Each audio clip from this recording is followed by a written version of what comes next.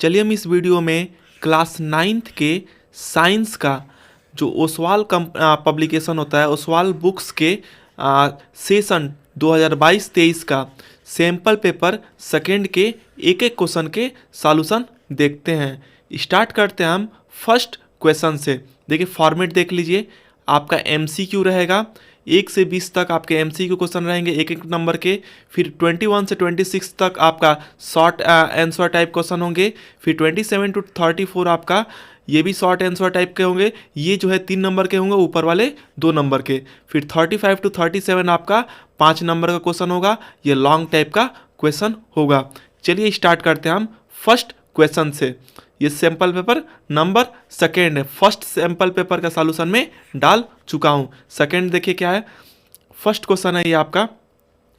देखिए first question है defined ए solution, आपको सॉल्यूशन को डिफाइंड करना है। ये सेक्शन है, एक एक नंबर के क्वेश्चन है, सॉल्यूशन को डिफाइन करना है। सॉल्यूशन किसे बोलते हैं? देखिए अगर मैं आपको सिंपली लैंग्वेज में समझाऊं, अगर मैं साल्ट लिया, नमक लिया और पानी लिया, वाटर लिया, दोनों को मिला दिया, साल्ट और पानी को मिला दिया तो सॉल्यूशन बनता है। मतलब जो चीज़ कम अमाउंट में होती है उसे हम क्या बोलते हैं? सॉल्यूट बोलते हैं, और जो चीज़ ज़्यादा अमाउंट में हो उसे सॉल्वेंट बोलते हैं। और देखिए जब सॉल्यूट प्लस सॉल्वेंट जब ये मिल जाए, जब सॉल्यूट और सॉल्वेंट मिल जाए तो क्या फार्म होता है? ये सॉल्यूशन फार्म होता है। ये तो आप इक्वेशन से बता देंगे, ये इक्वेशन से हो गया, लेकिन ये एक इक्वेशन हो गया। और आप डेफिनेशन भी लिख सकते हैं। देखिए डेफिनेशन में क्या होता है, अगर हम नमक को पानी में मिलाएंगे या चीनी को, शुगर को पानी में मिलाएंगे तो अच्छे से वो डिजॉल्व हो जाता है। जो चीज़ अच्छे से डिजॉल्व हो जाए उसे होमोजीनियस मिक्सचर बोलते हैं। क्या बोलते हैं? Homogeneous mixture. तो सॉल्यूशन की डेफिनेशन क्या हो जाएगी? Solution is a homogeneous mixture of two or, दो या दो से अधिक सब्सटेंस, टू आर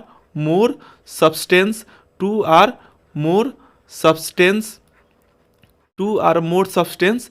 देखिए होमोजीनियस मिक्सचर होता है दो या दो से अधिक सब्सटेंस को, उसे हम सॉल्यूशन बोलते हैं। या फिर आप इक्वेशन के फॉर्म में बोल सकते हैं सॉल्यूट प्लस सॉल्वेंट मिलके क्या बनाते हैं? सॉल्यूशन बनाते हैं। शुगर या साल्ट को अगर पानी में मिलाएंगे तो जो शुगर और साल्ट कम मात्रा में पाए जाते हैं उसे हम सॉल्यूट बोलते हैं, और पानी क्या बोलते हैं? सॉल्वेंट बोलते हैं। दोनों मिक्सअप होके सॉल्यूशन बनाते हैं। आप इसको एग्जाम्पल भी कर सकते हैं। चलिए देखते हैं इसमें नेक्स्ट क्वेश्चन को। देखिए ये ऑप्शनल है, या तो आप सॉल्यूशन के बारे में बता सकते हैं या ब्राउनियन मोशन के बारे में बता सकते हैं। देखिए ब्राउनियन मोशन क्या होता है, पहले मैं इसको एग्जांपल से समझा दूं। देखिए अगर कोई कंटेनर लिए, कोई वेसल लिए, उसमें अगर पानी डाल दिए, अगर इसमें ऊपर से मिल्क डाल दिए, दूध डाल दिए, तो मिल्क अगर इसमें डालेंगे तो पानी और दूध आपस में मिल जाएंगे, और ये हेट्रोजीनियस होते हैं। पानी और दूध कभी भी एक्चुअली में मिलता नहीं है। दिखता तो है कि वो होमोजीनियस है, लेकिन वो होता क्या है? हेट्रोजीनियस होता है। और ये साथ ही साथ क्या होता है? कोलाइडल होता है। क्या होता है? कोलाइडल सॉल्यूशन होता है। कोलाइडल सॉल्यूशन किसका होता है? दूध और पानी को मिला देंगे तो कोलाइडल सॉल्यूशन होते हैं। इसके पार्टिकल, ध्यान से देखिएगा, इसके पार्टिकल अच्छे से मिक्सअप नहीं होते हैं। जब पार्टिकल अच्छे से मिक्सअप नहीं होंगे तो आपस में देखिए पानी लिक्विड है, फ्लूइड है, तो पार्टिकल आपस में ऐसे रेंडमली मूव करते रहते हैं। मूव करेंगे, ऐसे रेंडमली मूव करेंगे तो अपने में टकराते रहेंगे। तो वही ब्राउनियन मूवमेंट वहाँ पे आती है। इसके पार्टिकल कोलाइडल सॉल्यूशन में क्या होता है? पार्टिकल आपस में मूव करते रहते हैं। तो ब्राउनियन मोशन की डेफिनेशन क्या हो जाएगी? देखिए मैं शॉर्ट में आपको बता रहा हूँ, आप इसको मैं समझा दे रहा हूँ इसको कैसे होता है, और शॉर्ट में बता रहा हूँ, आप इसको डिस्क्राइब करके लिख दीजिएगा। ब्राउनियन मोशन क्या होता है? ब्राउनियन मोशन होता है जो कोलाइडिंग होती है, किसकी? पार्टिकल की। पार्टिकल है ना कोलाइडल सॉल्यूशन में, तो इस पार्टिकल की जो कोलाइडिंग होती है इन कंटिन्यूअस मूवमेंट, इनकंटिन्यूअस मोशन। अगर कंटिन्यूअस मोशन में इसके पार्टिकल इधर उधर मूव करते रहो तो आपस में टकराएंगे ना। वही टकराने के जब आप कंटिन्यूअस मोशन में पार्टिकल्स कोलाइड करते हैं, किस में? कोलाइडल सॉल्यूशन में, तो उसी को हम क्या बोलते हैं, इसी मूवमेंट को हम क्या बोलते हैं, ब्राउनियन मोशन बोलते हैं। एक बार फिर समझा दूं, अगर दूध और पानी को मिलाएंगे तो इसके पार्टिकल अच्छे से मिक्सअप नहीं होते हैं, वो रैंडमली मूव करते हैं, मूव करने के वजह से ये टकराते हैं, कोलाइड होते हैं। इसी को हम, इसी पार्टिकल के मूवमेंट को ब्राउनियन मोशन बोलते हैं। हमें क्या होना चाहिए, कोलाइडल सॉल्यूशन होने चाहिए, और उसके पार्टिकल जब रैंडमली जिग जैग ऐसे मूव करेंगे, टकराएंगे, तो उसे हम ब्राउनियन मोशन बोलते हैं। नेक्स्ट क्वेश्चन देखिए इसमें, क्वेश्चन नंबर देखिए second, name a non metal that is tetra atomic. देखिए टेट्रा एटॉमिक किससे बोलते हैं, टेट्रा एटॉमिक ऐसा एलिमेंट जिसके 4 एलिमेंट 4 हो, 4 इन द सेंस इसके 4 एटम हो। तो देखिए जब इसमें नॉन मेटल बोलना है तो देखिए एक आता है आपका वाइट फास्फोरस होता है, क्या होता है, वाइट फास्फोरस। वाइट फास्फोरस का साइन क्या होता है, P4 होता है। टेट्रा पूछा है ना, टेट्रा मतलब 4 होता है, P4 हो गया, और ये नॉन मेटल होता है। तो पूछ रहा है कौन सा नॉन मेटल है ना जो टेट्रा एटॉमिक है, तो वाइट फास्फोरस तो ये इसका पार्ट हो गया, तो मेटल आप इसमें क्या बोल देंगे, फास्फोरस होता है। क्या होता है, फास्फोरस, फास्फोरस होता है। जो टेट्राहाइड्रल का मतलब शेप क्या है, जो ये वाइट फास्फोरस होता है P4, इसका शेप कैसा होता है, इसका शेप ये ऐसा होता है PPP। ये नीचे वाला गलती से हो गया, सॉरी, इसको मैं इरेज कर दे रहा हूँ। अगर इसको आप इरेज कर देंगे तो इसका शेप कैसा होता है, इसका शेप जैसे मैंने अभी बनाया वैसे ही होता है। यही जो है टेट्रा एटॉमिक होता है नॉन मेटल। ये P4 है ना वाइट फास्फोरस, 1 2 3 4 4 एटम है, तो यही शेप है। इसका आंसर क्या हो जाएगा, इसका आंसर फास्फोरस हो जाएगा। चलिए देखते हैं हम अब नेक्स्ट क्वेश्चन को। क्वेश्चन नंबर 3 देखिए, फ्रॉम ए गिवन YT मतलब velocity time graph, velocity time graph है, it can be inferred that the object is. आप इससे क्या बता सकते हैं कि ऑब्जेक्ट का कैसा मोशन है। देखिए टाइम अगर यहाँ पे 5 मिनट लगा तो उतना ही स्पीड चल रहा है, उतने वेलोसिटी से। 10 मिनट लगा तो उतने ही स्पीड से, मतलब टाइम तो इंक्रीज हो रहा है, स्पीड वो वेलोसिटी कैसे चल रही है, कांस्टेंट चल रही है। तो इसका आंसर क्या हो जाएगा कि यूनिफॉर्म मोशन से चल रहा है। टाइम तो बढ़ रहा है 5 मिनट, 10 मिनट, 15 मिनट, 20 मिनट, लेकिन उसी हिसाब से उसकी वेलोसिटी क्या है, कांस्टेंट है। तो इसकी आंसर क्या हो जाएगा, इसका आंसर हो जाएगा ए ऑप्शन, यूनिफॉर्म मोशन में ये ग्राफ दिखा रहा है। नेक्स्ट क्वेश्चन को देखिए इसमें, क्वेश्चन नंबर 4 है, write the chemical symbol of nitrogen gas. Simple सी चीज है, नाइट्रोजन गैस का केमिकल सिंबल क्या होता है, N2 होता है। यही इसका आंसर हो जाएगा। नेक्स्ट क्वेश्चन देखिए इसमें, 2 chemical species X and Y combine together to form a product P। देखिए दिया है इसमें ना 2 केमिकल स्पेस, अब फिर देखिए आगे पढ़ लीजिए, 2 केमिकल स्पेसीज है X और Y, वो मिल के क्या बनाते हैं, P बनाते हैं।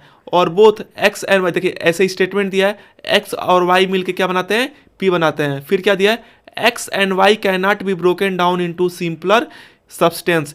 X और Y को आप छोटे से छोटे सब्सटेंस में तोड़ नहीं सकते हैं बाई सिंपल केमिकल रिएक्शन के द्वारा। तो X, Y और P में देखिए समझ लिए थोड़ा सा, X जो है, X और Y मिल के क्या बना रहे हैं, P बना रहे हैं। और बोल रहा है कि X जो है और Y जो है इसको और तोड़ नहीं सकते हैं, तो जो और टूटे ना बिना केमिकल प्रोसेस को, उसे हम क्या बोलते हैं, एलिमेंट। तो X क्योंकि ये प्योर सब्सटेंस होता है तो X क्या हो जाएगा, एलिमेंट, और Y भी टूटेगा नहीं तो Y भी क्या हो जाएगा, Y भी आपका एलिमेंट हो जाएगा। और दोनों मिलके क्या बना दिए, कंपाउंड बना दिए, एलिमेंट मिलके कंपाउंड बना दिए। तो इसका आंसर हो जाएगा, देखिए ऑप्शन, देखिए ऑप्शन में क्या दिया है, ऑप्शन में आपका है फर्स्ट ऑप्शन कि P कंपाउंड है। सही बात है, कंपाउंड है, तो ये ऑप्शन क्या है, फर्स्ट ऑप्शन सही है। लेकिन आपको बताना है ABCD में कौन सही है, तो फर्स्ट तो सही है, P कंपाउंड है। सेकेंड देखिए X और Y कंपाउंड है, गलत बात है। क्यों, क्योंकि दिया हुआ है कि X और Y को आप और तोड़ नहीं सकते हैं सिंपल सब्सटेंस केमिकल रिएक्शन से। जब और टूटेगा नहीं तो X और Y कंपाउंड नहीं होगा, X और Y एलिमेंट होंगे। यहाँ पे देखिए थर्ड ऑप्शन में क्या दिया है, X और Y एलिमेंट, सही है। फोर्थ देखिए P जो है फिक्स कंपोजिशन, सही है। फिक्स कंपोजिशन किसका होता है, कंपाउंड का।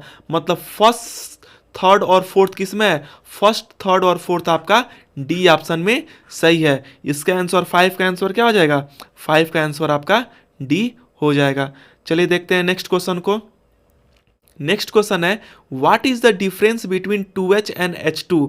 आपको बताना है 2H और H2 में क्या अंतर होता है, इसके बारे में बताना है। देखिए सिंपल सी चीज़ है, लेकिन देखिए इसमें देखो 2H मतलब कि हाइड्रोजन के, देखिए 2H का मतलब कि दो एटम है, क्या है, दो एटम है, किसका, दो एटम है हाइड्रोजन का। 2H मतलब क्या, हाइड्रोजन, हाइड्रोजन में कितने एटम है, दो एटम है, ये 2H हो गया।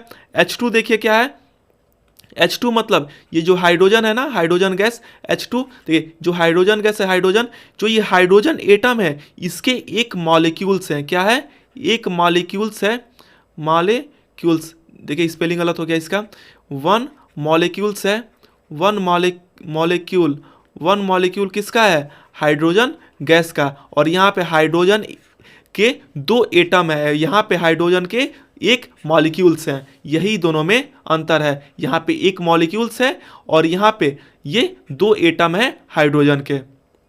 नेक्स्ट देखिए इसमें, नेक्स्ट क्वेश्चन है इसमें आर वाला, explain what do you understand by valence electron. चलो मैं इसको पहले आपको समझा दूं, वैलेंस इलेक्ट्रॉन कैसे होते हैं, क्या कैसे दिखते हैं और हम इसको क्या कहते हैं, फिर इसका डेफिनेशन बताऊंगा। देखिए सोडियम का एटॉमिक नंबर होता है 11 और मैग्नीशियम का 12 होता है, एक छोड़ के सोडियम मैग्नीशियम अल्मुनियम, अल्मुनियम का 13 होता है। इसकी देखिए इलेक्ट्रॉनिक कॉन्फ़िगरेशन क्या हो जाएगी, 2 8 2 8 10 हो गया और 1 11, इसका क्या हो जाएगा 2 8 और 3 हो जाएगा। पहले मैं बता दूं वैलेंस इलेक्ट्रॉन क्या होता है। देखिए आपका होता है ना, ये सेल होता है, के सेल, एल सेल और एम, के एल एम, यहाँ भी के एल और एम सेल हो गया। देखिए के सेल में कितने इलेक्ट्रॉन होते हैं, दो, यहाँ भी दो कर दो, यहाँ भी दो। चलिए एक एक फिलअप करते हैं, फिलअप करते हैं आपका दूसरे पेन से। देखिए इसमें कितने हैं, दो इलेक्ट्रॉन हो गए। फिर बीच वाला ऑर्बिट में कितने हैं, 8 हैं, तो यहाँ पे 2, फिर ये 2 4, ये 2 6 और 2 8, 8 हो गए। फिर लास्ट में देखिए कितना है, लास्ट में एक इलेक्ट्रॉन, लास्ट ऑर्बिट में कितने इलेक्ट्रॉन बचे, एक। यहाँ पे समझिए पहले में कितना, पहले ऑर्बिट में कितने हैं, 2 इलेक्ट्रॉन, दूसरे में कितने हैं, 8, 8 हैं, 2 2 4, 2 2 4 हो गया, 2 2 4, 2 6 हो गया और ये 2 8 हो गया। लास्ट वाला ऑर्बिट में कितने हैं, 3 हैं। देखिए जब लास्ट के ऑर्बिट में मिनिमम नंबर में इलेक्ट्रॉन हो, लास्ट के ऑर्बिट में जो इलेक्ट्रॉन होते हैं वो बहुत ही, जब इसी को देखो लास्ट के ऑर्बिट के जो इलेक्ट्रॉन होता है ना, उसी को हम वैलेंस इलेक्ट्रॉन बोलते हैं। इसमें कितने हैं, 3 हैं, इसमें कितने हैं, 1 है। यही जो इलेक्ट्रॉन है इसको हम क्या बोलते हैं, इसी को हम वैलेंस इलेक्ट्रॉन बोलते हैं। वैलेंस इलेक्ट्रॉन के बारे में बताया ना, किसी भी एटम में जो आउटर मोस्ट ऑर्बिट में जो इलेक्ट्रॉन होता है उसी को हम वैलेंस इलेक्ट्रॉन बोलते हैं। आप डेफिनेशन कैसे लिख सकते हैं, डेफिनेशन लिख सकते हैं यहाँ पे, इलेक्ट्रॉन जो होता है, इलेक्ट्रॉन, इलेक्ट्रॉन प्रेजेंट, वह इलेक्ट्रॉन जो प्रेजेंट होता है, देखिए स्पेलिंग गलत हो गया, वह इलेक्ट्रॉन जो प्रेजेंट होता है, electron present in the, electron present in the outermost, electron present in the outermost, outermost shell of, electron present in the outermost shell of an atom. किसी भी atom के जो outermost shell या orbit में जो electron होते हैं उसी को हम क्या बोलते हैं, वैलेंस इलेक्ट्रॉन बोलते हैं। चलिए देखते हैं नेक्स्ट क्वेश्चन को। नेक्स्ट क्वेश्चन है convert the following temperature at to Kelvin scale. आपको एक क्वेश्चन है यहाँ पे 25 डिग्री सेल्सियस और दूसरा है यहाँ पे बी 373 डिग्री सेल्सियस। दोनों को किस में चेंज करना है, इसको केल्विन में चेंज करना है। देखिए केल्विन में चेंज करने के लिए फार्मूला होता है K is equal to C+273, 273 degree आप ऐड कर दीजिए इसमें, केल्विन में चेंज करने के लिए। तो केल्विन क्या हो जाएगा, सेल्सियस कितना है, सेल्सियस आपका 25 है प्लस 273 डिग्री, आप इसमें ऐड कर दीजिए। तो ये ऐड करेंगे तो कितना आ जाएगा, 538 हो गया, 729 हो गया और 2 मतलब क्या हो गया, ये आपका 298 डिग्री केल्विन, यही इसका आंसर हो जाएगा। इसमें देखिए इसको भी केल्विन में चेंज करना है ना, तो क्या हो जाएगा, क्या सेल्सियस में आप कितना ऐड कर दीजिए, 273 डिग्री ऐड कर दीजिए। सेल्सियस कितना है 73 डिग्री प्लस 273 डिग्री, जब आप ऐड करेंगे 3 कितना हो गया 6774 और 3 6, तो आपका क्या आ जाएगा, आपका केल्विन आ जाएगा, क्या केल्विन आपका आ जाएगा 646 डिग्री, मतलब आपका 640, देखिए इसको अच्छे से लिखिए, आपका 646 डिग्री केल्विन, यही जो है इस क्वेश्चन का आंसर हो जाएगा। चलिए अब हम देखते हैं नेक्स्ट क्वेश्चन को। देख रहे हैं कितना सिंपल क्वेश्चन है। नेक्स्ट क्वेश्चन देखिए, इसमें क्वेश्चन नंबर 8 देखिए क्या है, 7 वाला तो हो गया। 8 देखिए, right the notation of an atom, एक एटम एक्स है, उसका नोटेशन लिखना है अगर मास नंबर उसमें ए दिया हुआ है और एटॉमिक नंबर जेड दिया हुआ है, तो कैसे करेंगे, चलिए हम इसको लिखते हैं।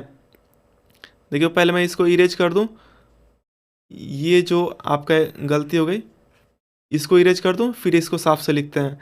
फिर देखिए कैसे है ये, यहाँ पे देखिए लिखना है ना, नोटेशन एक्स लिखना है, एक एटम है उसका नोटेशन क्या है, एक्स है।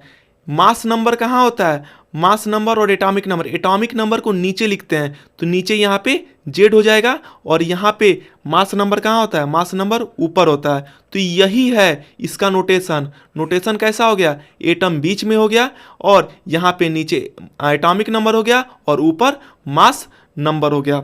चलिए देखते हैं नेक्स्ट क्वेश्चन को, ये एक एक नंबर के इतने छोटे ही रहेंगे। क्वेश्चन नंबर 9 देखिए, name the process by which amoeba acquired it's foods. Amoeba जो है अपना खाना कैसे लेती है, देखिए अमीबा ऐसे कोई भी शेप का होता है ना, अगर मान लीजिए यहाँ पे खाना आया तो क्या कर लेगी, ये अपने शेप के हिसाब से, खाना है ना, अपने शेप के हिसाब से, खाने के शेप के हिसाब से अपने शेप को ऐसे चेंज कर लेती है, फिर खाना को बीच में कर ली और ऐसे ऐसे अपना शेप चेंज करती रहती है अमीबा। तो इस प्रोसेस को क्या बोलते हैं, प्रोसेस का नाम पूछा है ना कि नेम द प्रोसेस, इस प्रोसेस का नाम बताइए। तो इस प्रोसेस का नाम जो होता है इंडोसाइटोसिस होता है। क्या होता है, इंडोसाइटोसिस। अमीबा जो अपना खाना लेती है, जिस प्रोसेस से लेती है, उस प्रोसेस को इंडोसाइटोसिस बोलते हैं। अपने बॉडी को शेप को चेंज कर रही है ना, इस बॉडी के शेप को चेंज करने के प्रोसेस को इंडोसाइटोसिस बोलते हैं। नेम, फिर देखिए next question, identify the cell organelle which is known as power house of cell. आपको बताना है कि सेल के अंदर किसको पावर हाउस ऑफ सेल बोलते हैं, तो इसका आंसर क्या हो जाएगा, माइटोकॉन्ड्रिया हो जाएगा। क्या हो जाएगा, माइटोकॉन्ड्रिया को हम बोलते हैं पावर हाउस ऑफ सेल। इसका रीजन बताना है, क्यों, क्योंकि एनर्जी जो होती है माइटोकॉन्ड्रिया से ही रिलीज होती है। एनर्जी इज रिलीज्ड, क्यों, क्योंकि energy is released from eat. Energy कहाँ से रिलीज होती है सेल में, आपकी माइटोकॉन्ड्रिया से होती है। तो दो क्वेश्चन था इसमें, पावर हाउस ऑफ सेल किसे बोलते हैं, माइटोकॉन्ड्रिया को, और इसका रीजन क्योंकि एनर्जी रिलीज होती है माइटोकॉन्ड्रिया से ही। चलिए देखते हैं अब हम next question. What is stomata. Stomata किसे कहते हैं, देखिए अगर आप समझेंगे, अगर पत्ती होती है ना, लीफ होती है, तो लीफ के ऊपर जो पोर्स होते हैं जहाँ से फोटोसिंथेसिस की प्रोसेस होती है, इसी को हम क्या बोलते हैं, स्टोमेटा बोलते हैं। तो स्टोमेटा की डेफिनेशन क्या हो जाएगी, स्टोमेटा जो होती है इसकी डेफिनेशन हो जाएगी स्मॉल पोर्स। क्या हो जाएगा, small pores present, small pores present, small pores present in the, small pores present in the epidermis, epidermis of leaf. Leaf के ऊपर जो पत्ती के ऊपर जो स्मॉल पोर्स पाए जाते हैं उसे हम क्या बोलते हैं, स्टोमेटा बोलते हैं। यहीं से प्लांट जो है फोटोसिंथेसिस करते हैं। नेक्स्ट क्वेश्चन देखिए, question number 12, give an example of uniform acceleration motion. आपको ऐसा बताना है एग्जाम्पल जहाँ पे एसिलरेशन हो लेकिन यूनिफॉर्मली हो। तो क्या हो जाएगी यहाँ पे एग्जाम्पल आप दे सकते हैं इसमें एग्जाम्पल हो जाएगा मोशन ऑफ, कोई भी ऑब्जेक्ट अगर ऊपर से फ्री फॉल में गिरा रहे हैं तो वो यूनिफॉर्म एसिलेशन मोशन को हो जाएगा। Motion of A free falling body, motion of A free falling body. कोई भी ऑब्जेक्ट को ऊपर से अगर गिरा रहे हैं, आप फ्री फॉलिंग कर रहे हैं, तो वो एग्जाम्पल किसका हो जाएगा, वो यूनिफॉर्म एसिलेशन मोशन का हो जाएगा। तो यही इसका आंसर हो जाएगा। फ्री फॉलिंग बॉडी को अगर गिरा रहे हैं ऊपर से तो वही यूनिफॉर्म एसिलेशन मोशन हो जाएगा। इसमें नेक्स्ट क्वेश्चन देखिए, सेकेंड पार्ट आ रहा है, a person standing A goes to B, एक आदमी यहाँ ए पे है, उसको बी के पास जाना है। By the following any of the path 1 2 3, किसी भी रास्ते से जा सकता है, या तो ऐसे जा सकता है फर्स्ट पाथ से, या नीचे सेकेंड पाथ से, या ऊपर थर्ड पाथ से। Which path can we measure to find average velocity, किस पाथ से हम वेलोसिटी निकालेंगे एवरेज। देखो वेलोसिटी की डेफिनेशन क्या होती है, velocity is equal to displacement upon, velocity क्या होता है, डिस्प्लेसमेंट अपान टाइम होता है। क्या होता है, यहाँ पे स्पेलिंग गलत हो गया, देख लीजिएगा, डिस्प्लेसमेंट अपान टाइम होती है वेलोसिटी की डेफिनेशन। अब डिस्प्लेसमेंट क्या होता है, डिस्प्लेसमेंट होता है शॉर्टेस्ट डिस्टेंस। देखिए अगर कोई लड़का यहाँ से गया, फिर ऊपर गया, फिर यहाँ गया, तो डिस्टेंस यहाँ से यहाँ मूव हो गई। देखिए डिस्टेंस अगर ये ए है, बी है, सी है, तो डिस्टेंस क्या होता है, ए से बी और बी से सी, ये डिस्टेंस हो गया। लेकिन डिस्प्लेसमेंट मतलब छोटी से छोटी डिस्टेंस, ए सी क्या हो जाएगी, ये डिस्प्लेसमेंट हो जाएगी। तो यहाँ पे देखिए ये ऊपर वाला ज़्यादा डिस्टेंस ले रहा है, यहाँ नीचे वाला भी ज़्यादा डिस्टेंस ले रहा है, तो डिस्प्लेसमेंट किसके केस में आएगा, जो 1 लेके जा रहा है, जो 1 का रास्ता जा रहा है। तो बोल रहा है, क्वेश्चन पूछ रहा है ना, which path we will measure to find average velocity, velocity हम किस में पाथ मेजर करेंगे, तो पाथ 1 में। जो इंसान जो है पाथ 1 से जाएगा उसी से हम क्या निकालेंगे, एवरेज वेलोसिटी निकालेंगे। देखते हैं अब हम नेक्स्ट क्वेश्चन को। क्वेश्चन है, name 2 type of plant tissue. देखिए इसके बारे में डिस्क्राइब करके मैं आपको समझा दिया था उसमें सैम्पल पेपर 1 के सॉल्यूशन में, प्लांट टिश्यू के बारे में। यहाँ पे बस नेम 2 नाम लिखना है प्लांट टिश्यू के, तो लिख लीजिए। होते हैं 2 तरह के प्लांट टिश्यू होते हैं, एक होता है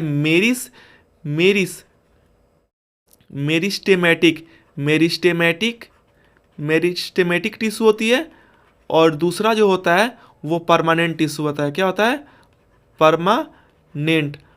परमानेंट टिश्यू होता है। इसके बारे में मैं डिटेल में सैम्पल पेपर 1 में समझा चुका हूँ। मेरिस्टेमेटिक में जो 3 तरह के होते हैं, इंटरकैलरी, एपिकल, वो सब आपको फर्स्ट सैम्पल पेपर में बता दिया हूँ।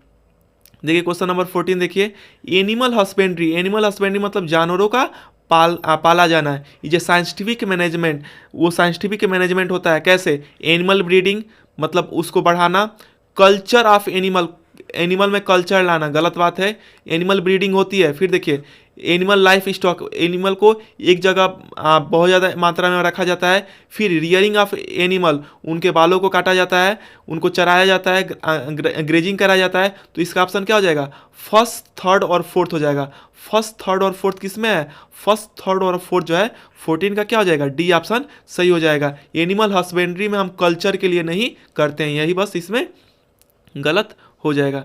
नेक्स्ट क्वेश्चन देखिए, इसमें 15, 16 जो 17 क्वेश्चन है, ये एसर्शन एंड रीजन वाले हैं। आप इसको पहले प्रैक्टिस कर चुके हैं। अगर ए ऑप्शन होगा तो इसका मतलब क्या कि दोनों सही, बी मतलब ए सही लेकिन उसका रीजन जो है वो गलत है, सी मतलब ए सही रीजन फॉल्स है, और डी मतलब ए गलत और रीजन सही है। चलिए एक एक करके देखते हैं।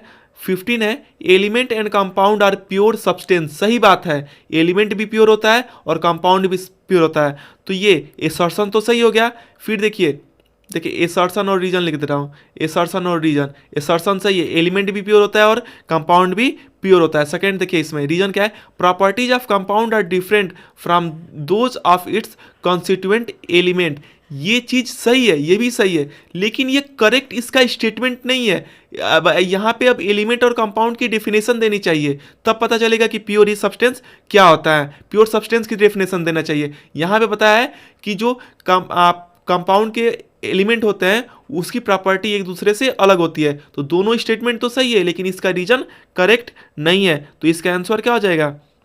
इसका आंसर जो है बी हो जाएगा। बी में क्या है? इसका आंसर बी हो जाएगा। बी में क्या होता है? दोनों स्टेटमेंट सही हैं, दोनों स्टेटमेंट सही हैं, लेकिन इसका जो रीजन दिया हुआ है वो करेक्ट एक्सप्लेनेशन नहीं है ए का। क्यों? क्योंकि यहाँ पे देखिए, जब यहाँ पे फर्स्ट दिया कि प्योर सब्सटेंस है तो रीजन में इसका प्योर सब्सटेंस का डेफिनेशन देना चाहिए, फिर एलिमेंट और कंपाउंड को बताना चाहिए, लेकिन वैसे बताया नहीं है। नेक्स्ट क्वेश्चन देखिए इसमें, velocity is the speed of object in particular direction. Velocity क्या होता है? वेलोसिटी जो होती है वो किसी भी चीज़ की स्पीड होती है किसी पार्टिकुलर डायरेक्शन में। सही बात है। जब स्पीड में डायरेक्शन आ जाए तो उसे हम क्या बोलते हैं? वेलोसिटी बोलते हैं। तो एसर्शन तो सही हो गया। SI unit of velocity is same as speed. Velocity की जो एसआई यूनिट होती है वो स्पीड के सही होता है, बराबर होता है, ये भी सही है। लेकिन देखिए यहाँ पे दोनों स्टेटमेंट सही है लेकिन रीजन में इसका सही नहीं है। रीजन में कब सही रहता है? जब बताता है कि स्पीड किसे बोलते हैं, फिर स्पीड में जब डायरेक्शन आ जाती तो उसके वेलोसिटी बोलते हैं। तो फिर इसमें बी ऑप्शन सही हो जाएगा। दोनों स्टेटमेंट तो सही है लेकिन इसका रीजन करेक्ट नहीं है ए के लिए। नेक्स्ट क्वेश्चन देखिए इसमें, क्वेश्चन नंबर इसमें 17। देखिए 16 में एक क्वेश्चन एक इसमें स्किप हो गया। देखिए 16 में आर वाला भी है, एक आर है, ये वाला तो हो गया ऊपर वाला। देखिए, a boy riding on bicycle in crowded street exhibit non uniform motion. अगर कहीं बहुत ही भीड़ भाड़ वाले गली में एक लड़का अगर साइकिल चलाता है तो नॉन यूनिफॉर्म मोशन से चलाएगा। सही बात है, क्योंकि कहीं ब्रेक मारना पड़ेगा, कहीं तेज चलेगा, कहीं ब्रेक ऐसे उसको चलना पड़ेगा, तो उसकी मोशन क्या हो जाएगी? Non uniform. तो पहला एसर्शन और रीजन है ना, एसर्शन तो सही है। नेक्स्ट देखिए फिर क्या देता है इसमें। फिर इसमें है कि boy cover equal distance in equal interval of time. गलत है। जब ये equal interval of time equal distance equal interval of time में करेगा तो वहाँ पे यूनिफॉर्म मोशन होगा, नॉन यूनिफॉर्म नहीं होगा। तो यहाँ पे क्या हो जाएगा? यहाँ पे आपका सी ऑप्शन सही हो जाएगा कि ये तो ट्रू है और आर क्या है? फॉल्स है। नेक्स्ट क्वेश्चन देखिए इसमें 17 वाला। 17 क्वेश्चन है आपका, lysosome are known as suicide bag of cell. मैं इसको सैंपल पेपर 1 में सॉल्व करा चुका हूँ। लाइसोसोम क्या होता है? सही बात है, लाइसोसोम जो होता है सुसाइड बैग ऑफ सेल इसको बोलते हैं। फिर lysosome contain powerful enzyme capable of breaking down all organic material. Lysosome में बहुत ही पावरफुल एंजाइम होता है जो किसी भी ऑर्गेनिज्म को तोड़ देता है, इसीलिए तो इसे सुसाइड बैग ऑफ सेल बोलते हैं। तो दोनों सही है, इसका रीजन भी सही है, एसर्शन भी सही है, एसर्शन रीजन दोनों सही है। तो इसमें ऑप्शन देखो, नहीं ऑप्शन इसमें ये ए वाला सही हो जाएगा। चलिए देखते हैं हम नेक्स्ट क्वेश्चन को। Read the following and answer any 4 question from 18(1) to 18(5). देखिए इस पैसेज को पढ़ना है और इसके बाद क्वेश्चन आएंगे। देखिए 1 से 5 तक क्वेश्चन है, इसमें से कोई भी आपको 4 क्वेश्चन के आंसर देने हैं। पहले हम पैसेज पढ़ते हैं। पैसेज देखिए क्या है? पैसेज है, in order to overcome the objection raised against Rutherford model of atom. Rutherford model of atom से बाहर निकलने के लिए नील बोर ने फॉरवर्ड किया था postulate the following postulate about the model of atom. Only certain special orbit known as discrete orbit of electron are allowed inside the atom. देखो जो रदरफोर्ड की कमी थी उसको पूरा कौन किए थे? नील बोर ने। और इन्होंने बताया कि डिस्क्रीट ऑर्बिट में ही इलेक्ट्रॉन मूव करते हैं। While revolving in discrete orbit the electron do not radiate energy. Electron जब मूव करते हैं तो एनर्जी रेडिएट निकालते नहीं है। ये है पैसेज। रदरफोर्ड की कमी को सुधारा कौन? नील बोर ने। अब देखिए इससे रिलेटेड केस बेस्ड स्टडी कैसे आते हैं, क्वेश्चन कैसे आते हैं। फर्स्ट क्वेश्चन देखिए, ये क्वेश्चन है यहाँ पे, ये 18 का है। क्वेश्चन नंबर देखो इसका first, atom are made up of. Atom किससे बनते हैं? इलेक्ट्रॉन, प्रोटॉन और न्यूट्रॉन। तो इसका ऑप्शन ए हो जाएगा। देख रहे हैं, सिंपल है एकदम। फिर इसमें सेकंड देखिए, हु एमेंडेड रदरफोर्ड शॉर्टकमिंग, पीछे था ना रदरफोर्ड की कमी को, रदरफोर्ड की कमी को कौन सही किया था? नील बोर ने। तो देख रहे हैं एक तो हमको पता भी है और यहाँ पे पैसेज में भी दे दिया है, तो इसका आंसर क्या हो जाएगा? B Niels Bohr. नेक्स्ट देखिए, name the number of electron that K shell and L shell can accommodate. तो क्या होता है? 2 8 18, देखिए 2 8 18 होता है, 2 8 18, ऐसे किस फार्मूले पे निकालते हैं हम लोग? 2n²। नील बोर ने दिया था ये फार्मूला कि K shell, L shell, M shell, N shell, इसमें कितने होंगे? एन की जगह पर 1 कर दो, 2 कर दो, तो इससे फार्मूला क्या हो जाएगा? 2 और 8 होगा। फर्स्ट और सेकेंड ऑर्बिट में क्या हो जाएगा? 2 और 8। के सेल में अगर फार्मूले में 2n² में अगर 1 पुट करेंगे तो कितना आ जाएगा? 2 आ जाएगा, और n के जगह पे अगर 2 पुट करेंगे तो 8 आ जाएगा। k और l सेल में क्या हो जाएगा? आपका 2 और 8, मतलब ऑप्शन नंबर बी इसका सही हो जाएगा। चलिए देखते हैं अब नेक्स्ट क्वेश्चन को। क्वेश्चन नंबर 4 देखिए, ट्रू और फॉल्स आपको बताना है।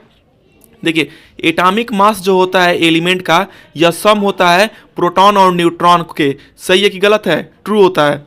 एटॉमिक मास किसे बोलते हैं? एटॉमिक मास में प्रोटॉन और न्यूट्रॉन को अगर ऐड कर देंगे तो वो एटॉमिक मास हो जाता है एलिमेंट का। तो ये स्टेटमेंट क्या हो जाएगा? ट्रू। इसके आगे आप क्या लिख देंगे? टी मतलब ट्रू। नेक्स्ट क्वेश्चन देखिए, where is the positive charge located inside the atom. कोई एटम है, इसके अंदर जो पॉजिटिव चार्ज होता है कहाँ होता है? वह न्यूक्लियस में होता है। तो इसका ऑप्शन क्या हो जाएगा? इसका ऑप्शन सी सही हो जाएगा, है ना? Easy question. चलिए देखते हैं अब हम नेक्स्ट क्वेश्चन को। नेक्स्ट क्वेश्चन आप देखेंगे क्वेश्चन नंबर 19। इसको अच्छी देखिए, ये भी केस स्टडी क्वेश्चन है। Read the following and answer any 4 question. पीछे वाले की तरह है, ये 5 क्वेश्चन है, लेकिन इसमें आंसर आपको ऑप्शनल है, कोई एक आप छोड़ सकते हैं इसमें। देखिए पढ़िए इसको। स्टडी द गिवन डायग्राम, ये डायग्राम दिया हुआ है। आप द बैक्टीरियल सेल दिया हुआ है। आंसर द फॉलोइंग, आपको आंसर देना है। आपको फिगर का मार्क बताना है कि क्या है। देखो यहाँ पे आप देखेंगे ध्यान से, ये जो अंदर ऐसे क्रॉस टाइप का दिख रहा है ना, ये क्या होता है? इसे क्या बोलते हैं? ये देखिए यहाँ पे सेकंड ऑप्शन इसमें दिया हुआ है, ये सेकंड वाला है। फिर ये देखिए ये एक मेम्ब्रेन दिया हुआ है, ये थर्ड वाला है, और फर्स्ट वाला ये है। तो इसमें कौन सी ऑप्शन इसमें आपका सही हो जाएगा? देखिए जो एकदम आउटर कवरिंग होती है, फर्स्ट मतलब ये सेल वाल होना चाहिए। क्या होना चाहिए? Cell wall. तो इसका कौन सा ऑप्शन सही हो जाएगा? आप देखेंगे इसमें तो फर्स्ट सेल वाल कहाँ है? फर्स्ट में सेल वाल हो गया। आगे देखिए बी, अंदर न्यूक्लियस के अंदर देखिए न्यूक्लियाइड हो जाएगा, ये न्यूक्लियस वाली चीज। और ये प्लाज्मा मेम्ब्रेन या सेल मेम्ब्रेन जो अंदर के मटेरियल को बाहर ना आने देती है, वैसी एक झिल्ली होती है, मेम्ब्रेन होती है। तो ये कौन सी चीज है? Plasma membrane. तो ऑप्शन इसमें बी सही दिख रहा है। बाहर वाली कवरिंग सेल वाल होगा, इसके अंदर वाला जो मेम्ब्रेन है वो प्लाज्मा मेम्ब्रेन होगा, और इसके अंदर न्यूक्लियाइड पाया जाता है, इसी में यही न्यूक्लियस है। नेक्स्ट देखिए इसमें question number 2, which structure present in the region 2 of the living cell bear genes. कौन सा स्ट्रक्चर प्रेजेंट रहता है रीजन 2 में? यहाँ पे अगर देखेंगे ऐसे था ना, अंदर में ऐसे था, तो इसमें कौन सा स्ट्रक्चर था? तो इसमें क्रोमोसोम था। क्या था? क्रोमोसोम। तो इसका आंसर क्या हो जाएगा? इसका आंसर हो जाएगा आपका ऑप्शन ए, क्रोमोसोम है इस स्ट्रक्चर में, न्यूक्लियस के अंदर पाया जाता है ये। फिर देखिए ये थर्ड है, how nuclear region of bacterial cell and nuclear region of animal cell are is different from each other. आपको डिफरेंस बताना है कि बैक्टीरियल सेल और एनिमल सेल का कैसे डिफरेंस हम बता सकते हैं। चलिए हम इसको बताते हैं। इसका डिफरेंस आप कैसे बता सकते हैं कि कौन सा एनिमल सेल है, कौन सा बैक्टीरियल सेल है? तो देखिए इसका मैं लिख दे रहा हूँ, क्या होगा? देखिए जो न्यूक्लियर रीजन होता है, जो न्यूक्लियर रीजन होता है किसका? जो न्यूक्लियर रीजन होता है बैक्टीरियल सेल का, जो न्यूक्लियर रीजन होता है बैक्टीरियल सेल का, यह इज पुअरली, यह क्या होता है? It is poorly defined. मतलब इसमें अच्छे से डिफाइंड नहीं होता है कि कौन सी चीज कहाँ है। और उसके बाद एंड इसमें और क्या हो जाएगा? एंड लैक, और इसमें कमी होती है किस चीज की? लैक एनी कवरिंग, कोई भी कवरिंग अच्छे से इसमें नहीं रहती है। किसमें? बैक्टीरियल सेल में। वही अब एनिमल सेल बोल रहा है ना, वही एनिमल सेल का देखिए वाइल न्यूक्लियर रीजन देखिए, while nuclear region of, nuclear region देखिए किसका, एनिमल सेल का, of an animal cell, nuclear region of animal cell. इसमें क्या होता है, यह वेल डिफाइंड होता है। क्या होता है, वेल डिफाइंड। एनिमल सेल का न्यूक्लियर रीजन क्या होता है, well defined and membrane bound, और इसके बाहर झिल्ली होती है, मेम्ब्रेन होती है जो कि इसको कवर की रहती है, मेम्ब्रेन बाउंड। तो देखिए पूछ रहा है ना, BOUND हो जाएगा, BOUND। बोल रहा था कि बैक्टीरियल सेल और एनिमल सेल के अंदर का जो न्यूक्लियर रीजन है उसमें डिफरेंस बताना है। बैक्टीरियल सेल वाला पुअरली डिफाइंड होता है, ये हो गया, और इसमें क्या होता है, अच्छे से डिफाइंड होता है। इसमें देखिए, इसमें कवरिंग की कमी होती है और इसमें बढ़िया से मेम्ब्रेन अच्छे से होता है। यही इसका आंसर हो जाएगा। फिर देखिए इसमें एक और क्वेश्चन था, क्वेश्चन नंबर 4 देखिए, can a single cell lived independently on its own.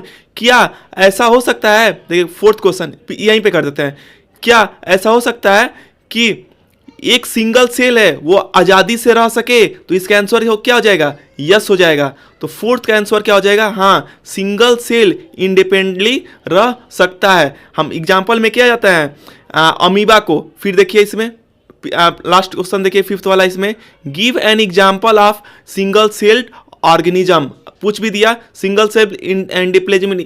देखिए एक सेल वाला ऑर्गेनिज्म रह सकता है इंडिपेंडेंटली, स्वतंत्रता से, और उसका नाम पूछा है, तो ये तो यस हो गया। उसके बाद नाम पूछा है तो इसका नाम हो जाएगा अमीबा। अमीबा वह single cell bacteria, single cell organism है जो कि इंडिपेंडेंटली रह सकता है। चलिए अब हम देखते हैं नेक्स्ट क्वेश्चन को। ये ग्राफ से रिलेटेड क्वेश्चन है, आप इसको पढ़ लीजिए पहले। देखिए graph, the graph show the distance time graph, यहाँ पे डिस्टेंस है ना और नीचे टाइम है। ये डिस्टेंस टाइम ग्राफ शो कर रहा है 3 ऑब्जेक्ट का, 3 ऑब्जेक्ट है A B C। देखिए यहाँ पे दिख रहा है ना A B C है। ग्राफ को स्टडी कीजिए और आंसर कीजिए। ग्राफ आप देख लीजिए। फिर फर्स्ट क्वेश्चन देखिए, which of these is travelling the fastest. Fastest मतलब बहुत ज़्यादा डिस्टेंस जो ट्रेवल कर ले कम ही टाइम में, तो कौन है। यहाँ पे आपको क्लियरली दिख रहा है, आप देखिए A यहाँ पे है, आप C यहाँ पे है, B यहाँ पे है, और जो B है वो स्टार्टिंग से चालू हुआ है और यहाँ पे पहुँच गया है। तो इसका मतलब सबसे तेज कौन चल रहा है, ये ग्राफ के हिसाब से इसका आंसर क्या हो जाएगा, B हो जाएगा। सेकेंड देखिए इसमें, are all these ever meet at same point. आपको दिख रहा है कहीं ये एक पॉइंट पे मिल रहे हैं, यहाँ पे मिल रहा है ये दोनों, और यहाँ पे दोनों मिल रहे हैं, तीनों नहीं मिल रहे हैं। यहाँ पे क्वेश्चन में पूछा है कि क्या तीनों मिल रहे हैं, तो तीनों मिल नहीं रहे हैं। तो यहाँ पे आंसर क्या हो जाएगा, इसका आंसर नो हो जाएगा। फर्स्ट में सबसे तेज कौन चल रहा है, तो बी वाला। सेकेंड में कहीं मिल रहे हैं आपस में, तो नहीं। नेक्स्ट क्वेश्चन देखिए, इसमें देखिए थर्ड, इसमें क्या है आप इसको देखेंगे तो थर्ड जो है आपका थर्ड क्वेश्चन कि how far B travelled in 1.4 hour. 1.4 hour में टाइम दिया हुआ है आपका, टाइम आपका दिया हुआ है 1.4 आवर में आप बी कितनी दूरी चल रहा है। आप देखिए यहाँ पे बी जो है स्टार्टिंग पॉइंट यहाँ से 0 से चल रहा है। टाइम देखिए ये आपका 1.2, 1.4 आपका यहाँ पे आ रहा है, 1.1, 1.2, 1.2, 1.3, 1.4 आपका 1.4 है। आप इसको ऊपर देखेंगे, देखिए 1.4 यही जो है इसके नीचे ही इसके बीच में आएगा 1.4, और ये देखिए ये कहाँ पे ट्रेवल कर रहा है। आप इसको ध्यान से देखेंगे तो ये 12 के पास में है ना, 12, तो मतलब कितना दूरी ट्रेवल किया है ये 0 से और 12 किलोमीटर ट्रेवल किया है। ये 1 पॉइंट जो ये है, देखिए इसको अच्छे से कर दूं मैं इरेज करके। देखिए ऊपर जो बी वाला है आप ध्यान से देखेंगे तो कहाँ तक गया है, बी वाला आप ध्यान से देखेंगे यहाँ पे तो देखिए ये कहाँ तक गया है, 12 तक गया है। तो 0 से 12 किलोमीटर ये बी ट्रेवल कर रहा है, यही इसका आंसर हो जाएगा।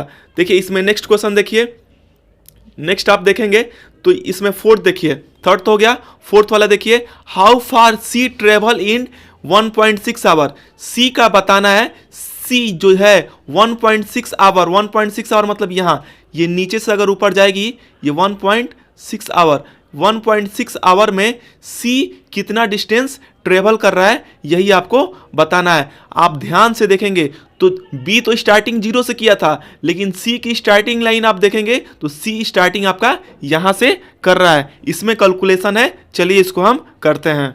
इसमें आप अगर डिवीजन देखेंगे नीचे से, देखिए यहाँ पे 4 किलोमीटर है ना, लेकिन 4 किलोमीटर में कितने डिवीजन है यहाँ पे देखिए ध्यान से नीचे, एक 1 2 3 4 5 6 7, मतलब यहाँ पे आप जब आप देख रहे हैं तो 7 डिवीजन शो कर रहा है किसको, 7 डिवीजन शो कर रहा है आपका 4 किलोमीटर को शो कर रहा है। तो मतलब एक छोटा सा डिवीजन, एक छोटा सा खाना कितना शो करेगा, एक छोटा सा खाना जो है इसमें 4/7 किलोमीटर को शो करेगा। देखिए ये स्टार्ट कहाँ से कर रहा है, जो सी स्टार्ट कहाँ से कर रहा है, 1 2 3 4 पॉइंट यहां से स्टार्ट कर रहा है। तो मतलब इसकी स्टार्टिंग पॉइंट क्या हो जाएगी, 4 डिवीजन से।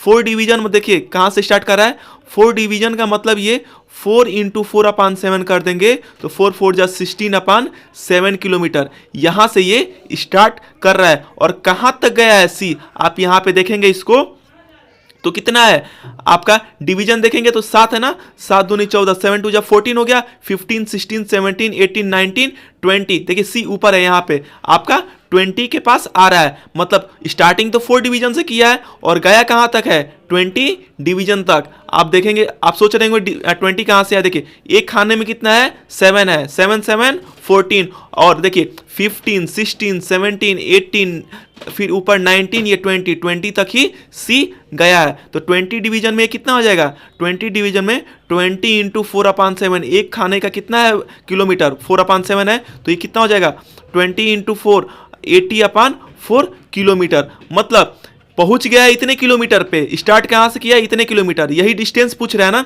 डिस्टेंस निकाल दीजिए, दोनों को माइनस कर दीजिए। पहुंचा किस पे है, 80/7 पे। स्टार्टिंग कहां से किया था, 16/7, एलसीएम इसका सेम है 7, तो 80 में से 16 माइनस कर दीजिए। तो आप जब इसको करेंगे तो 64/7, मतलब आप इसको करेंगे तो 8 7 जा, ये 7 है ना, 7 8 जा 8.9 किलोमीटर, यही 8.98, मतलब यही अप्रॉक्स में आ रहा है 8.9 किलोमीटर, यही इसकी इतना डिस्टेंस ये ट्रेवल किया है। चलिए अब हम देखते हैं इसके 5th क्वेश्चन को। 5th क्वेश्चन है, state the formula use to find out speed from distance time graph. इसमें आपको फार्मूला बताना है डिस्टेंस टाइम ग्राफ में स्पीड की फार्मूला। तो स्पीड इक्वल टू क्या होता है, distance upon speed equal to distance upon time. तो वही ये सिंपल है, speed equal to distance upon time, यही फार्मूला इसको पूछ रहा है कि कौन से फार्मूला से हम स्पीड निकालते हैं। नेक्स्ट क्वेश्चन देखिए, सेक्शन बी। देखिए सेक्शन ए के बी से 21 to 20 क्वेश्चन हो गए सॉल्व, एक एक नंबर के थे। अब हम देखते हैं 21 क्वेश्चन को। देखिए यहाँ पे स्पीड और वेलोसिटी को यहाँ पे डिफाइन करने के लिए बोल रहा है कि स्पीड किसे बोलते हैं। देखिए मैं सिंपल कर दे रहा हूँ, आप इसको अच्छे से लिख देना। स्पीड इक्वल टू क्या होता है, स्पीड होता है speed equal to distance upon time होता है। वही वेलोसिटी बोल रहा है, वेलोसिटी क्या होता है, वेलोसिटी होती है डिस्प्लेसमेंट अपॉन टाइम। ध्यान दीजिए, स्पीड में डिस्टेंस आ जाता है, वही वेलोसिटी में डिस्प्लेसमेंट आ जाता है, और नीचे ये टाइम हो जाएगा। दोनों की एसआई यूनिट पूछ रही है ना, तो एसआई आप इसको डेफिनेशन के रूप में लिख दीजिएगा कि when a person distance distance travel in a particular time is known as speed, वही displacement cover in a particular time is known as velocity. आप इसको बना के लिख दीजिएगा, मैं इसको सिंपली बता दिया हूँ। फिर देखिए एसआई यूनिट पूछ रहा है, तो स्पीड की एसआई यूनिट क्या होगी, ऊपर देखिए मीटर पर सेकेंड होता है, और यहाँ भी इसकी एसआई यूनिट क्या होगी, मीटर पर सेकेंड होगा। कैसे होता है, देखो डिस्टेंस की यूनिट क्या होती है मीटर, और पर मतलब ये अपान, और टाइम की यूनिट क्या होती है सेकेंड।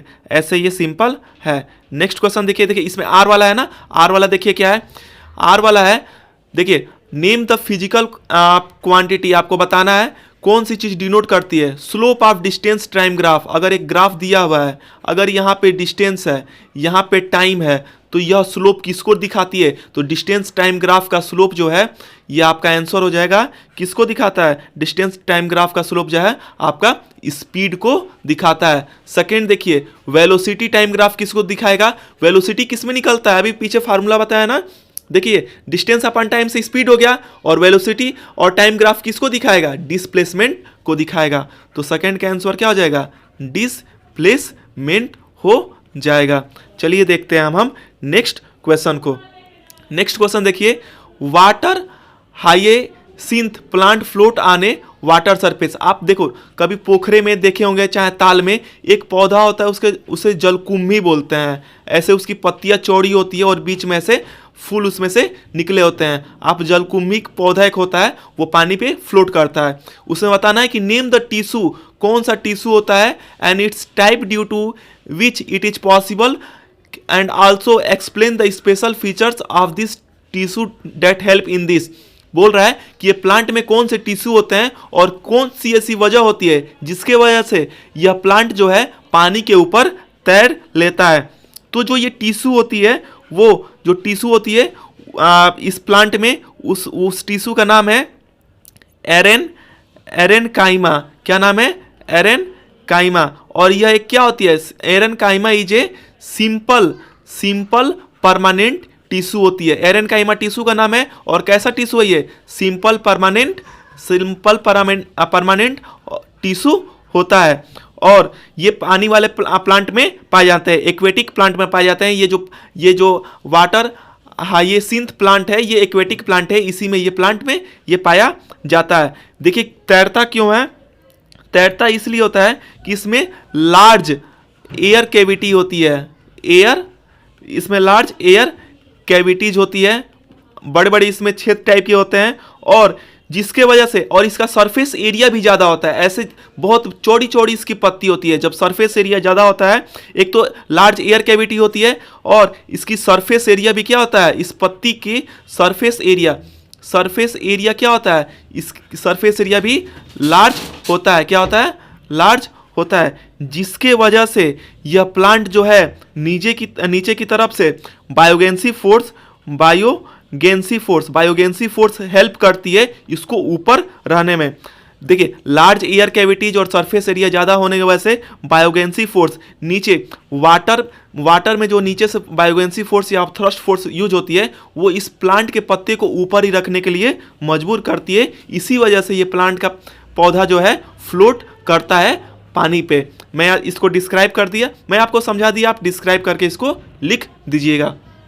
नेक्स्ट क्वेश्चन देखिए, क्वेश्चन नंबर 23 है, defined weight of a body. आपको वेट डिफाइन करना है, and mention the direction in which act, और डायरेक्शन भी बताना है कि किस में होता है। देखिए वेट क्या होता है, वेट को हम किससे डिफाइन करते हैं, देखिए पहले फार्मूला से समझ लीजिए। फोर्स इनटू वेट जो होता है, मास को अगर ग्रेविटी से मल्टीप्लाई कर देंगे तो उसमें वेट होता है, ये हो गया। फिर देखिए इसमें वेट क्या होता है, वेट mg होता है, मास को अगर ग्रेविटी से मल्टीप्लाई कर देंगे, डिफाइन करना है, ये तो फार्मूला हो गया mg, w equal to mg, ये फार्मूला हो गया। इसमें डिफाइन कर दीजिए, किससे कहेंगे, वेट के हम डिफाइन करेंगे, weight is the force. Weight क्या होता है, weight is the force which, weight is the force with which a body, weight is the force with which a body is, weight is a force with which body is attracted towards the earth। देखिए इसमें अगर मास में gravity, कोई object है उसका मास है और नीचे से ग्रेविटी लगे तो उसी को क्या बोलते हैं, वेट। तो देखिए वेट ऐसा फोर्स है जो बॉडी के द्वारा लगाया जाता है और वो अर्थ के द्वारा, पृथ्वी के द्वारा क्या होती है, नीचे खींची जाती है। उसी के डेफिनेशन हो जाएगा और ये फार्मूला हो जाएगा।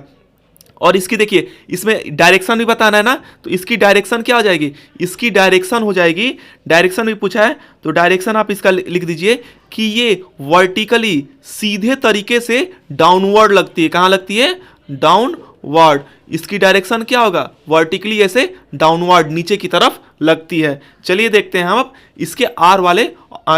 देखिए इसमें आ रहा है defined uniform acceleration motion and uniform motion. आपको डिफाइन करना है यूनिफॉर्म एसिलरेशन मोशन और यूनिफॉर्म मोशन में क्या अंतर होता है। देखिए सबसे पहले हम यूनिफॉर्म मोशन को डिफाइन कर देते हैं, किसको, यूनिफॉर्म मोशन। देखिए ऐसे कर देते हैं, ये यूनिफॉर्म मोशन हो गया और एक साइड हम क्या कर दिए, एक ये यूनिफॉर्म मोशन हो गया और एक तरफ आप कर दिए ये uniform uniform uniform uniform accelerated motion. एक तरफ यूनिफॉर्म मोशन हो गया और दूसरी तरफ यूनिफॉर्म एसिलेटेड मोशन हो गया। देखिए यूनिफॉर्म मोशन कब होगा, जब यूनिफॉर्म होगा जब कोई भी ऑब्जेक्ट, व्हेन एन ऑब्जेक्ट, आप इसको अच्छे से लिखेंगे, कोई भी व्हेन एन ऑब्जेक्ट, मैं ऐसे सिंपली समझा दे रहा हूं, कोई भी object, when an object travel equal distance, कोई ऑब्जेक्ट इक्वल डिस्टेंस ट्रेवल करे in equal interval of time, in equal interval of time, क्या, in equal interval of time, कोई भी ऑब्जेक्ट इक्वल डिस्टेंस अगर इक्वल इंटरवल ऑफ टाइम में travel करे उसे हम क्या बोलेंगे, यूनिफॉर्म मोशन। मतलब अगर 5 मिनट, आप अगर 5 मिनट में जा रहा है 10 किलोमीटर, तो अगले भी 5 मिनट में, मतलब 10 मिनट में ये 20 पे चले जाए, 15 पे ये 30 पे चले जाए, ऐसे अगर ट्रेवल करे तो ये क्या हो जाएगा, ये आपका यूनिफॉर्म मोशन होगा।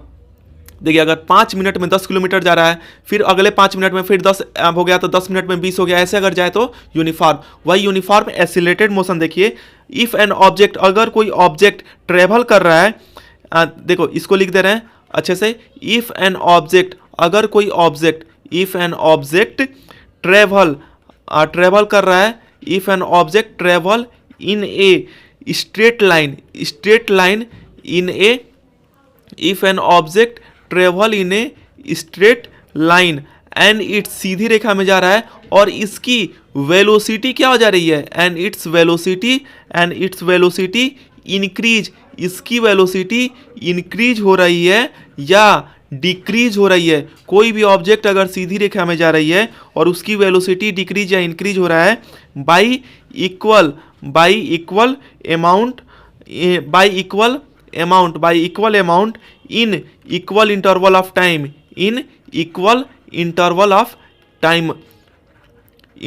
ऑफ टाइम, देखिए दोनों में डिफरेंस देखिए क्या आता है। इसमें देखिए यूनिफॉर्म मोशन में क्या होता है, equal distance in equal interval of time होता है, और इसमें स्ट्रेट लाइन में जाए और ये इस equal amount in equal interval of time same है, लेकिन इसकी वेलोसिटी आपकी इंक्रीज होनी चाहिए या फिर डिक्रीज होनी चाहिए। सेम थोड़े सा इसमें डिफरेंस है, equal interval of distance in equal interval of time, इसमें equal distance in equal interval of time, लेकिन साथ साथ इसकी वेलोसिटी इंक्रीज और डिक्रीज होनी चाहिए। ये दोनों में अंतर था। नेक्स्ट क्वेश्चन देखिए, क्वेश्चन नंबर 24 है, name the position of earth.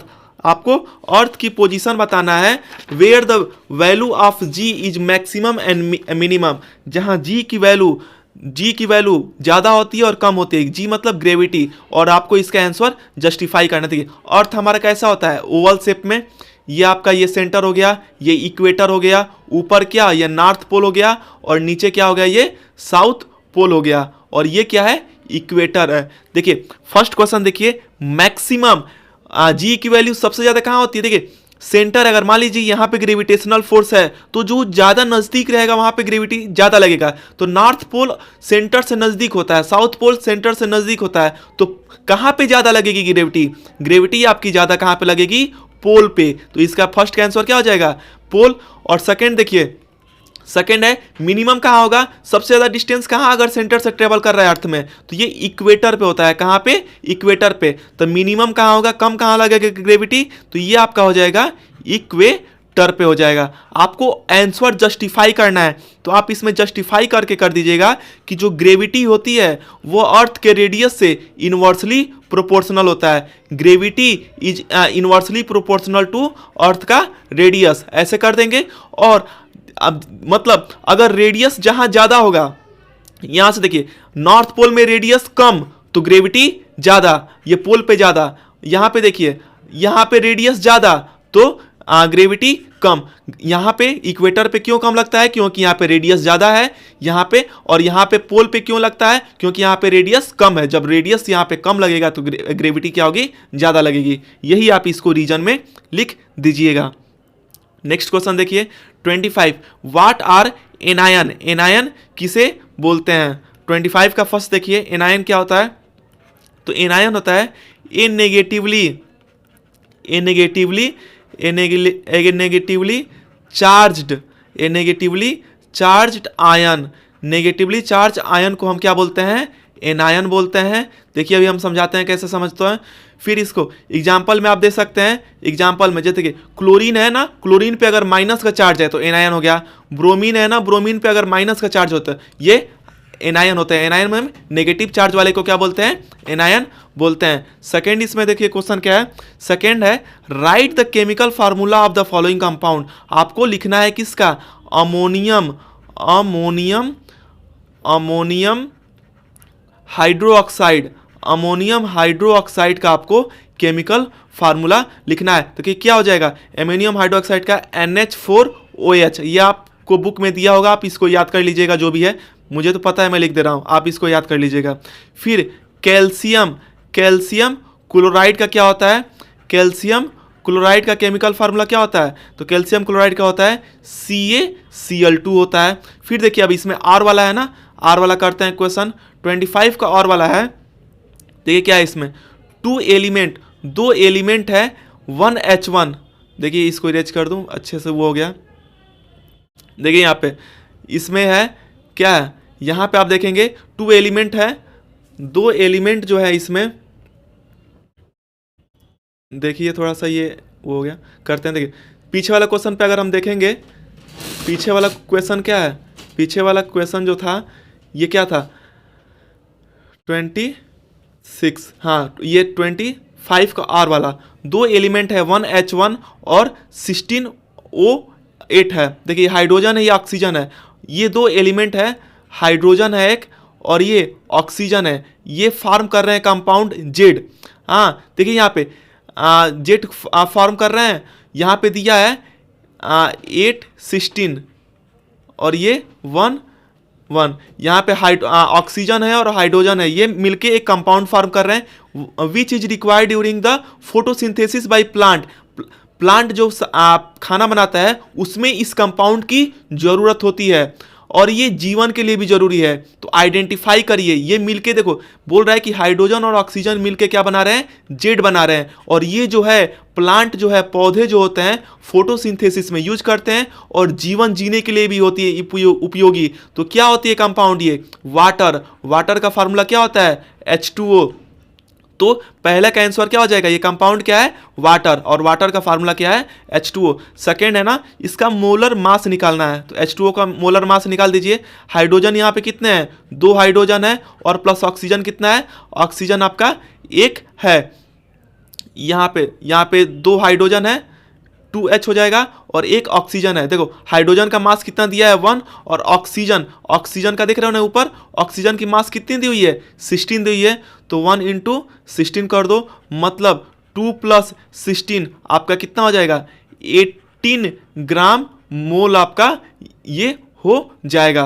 तो यही इसका मोलर मास है, आप इसको ऐसे निकाल सकते हैं। चलिए देखते हैं हम नेक्स्ट क्वेश्चन को। देखिए नेक्स्ट क्वेश्चन है, चिकन ए है।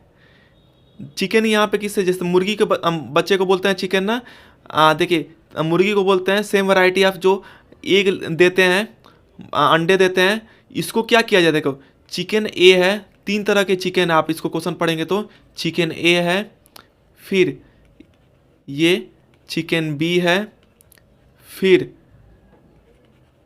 चिकन सी है। देखिए क्या क्वेश्चन पूछ रहा है कि अगर चिकन ए को बहुत ही ब्राइट सनलाइट में रखा जाए, इसको क्या किया जाए? सनलाइट बहुत ही तेज पड़े ए को। फिर बी को क्या दे रहा है? Chicken B is laying inside dark building, इसको अंधेरे में रखा जाए, यहाँ पे रोशनी बहुत ज़्यादा हो, यहाँ पे अंधेरा बहुत ज़्यादा हो। चिकन सी को वेल लाइट बिल्डिंग में रखा जाए, जहाँ पे रोशनी भी हो और वहाँ पे लाइटिंग अच्छी सी हो।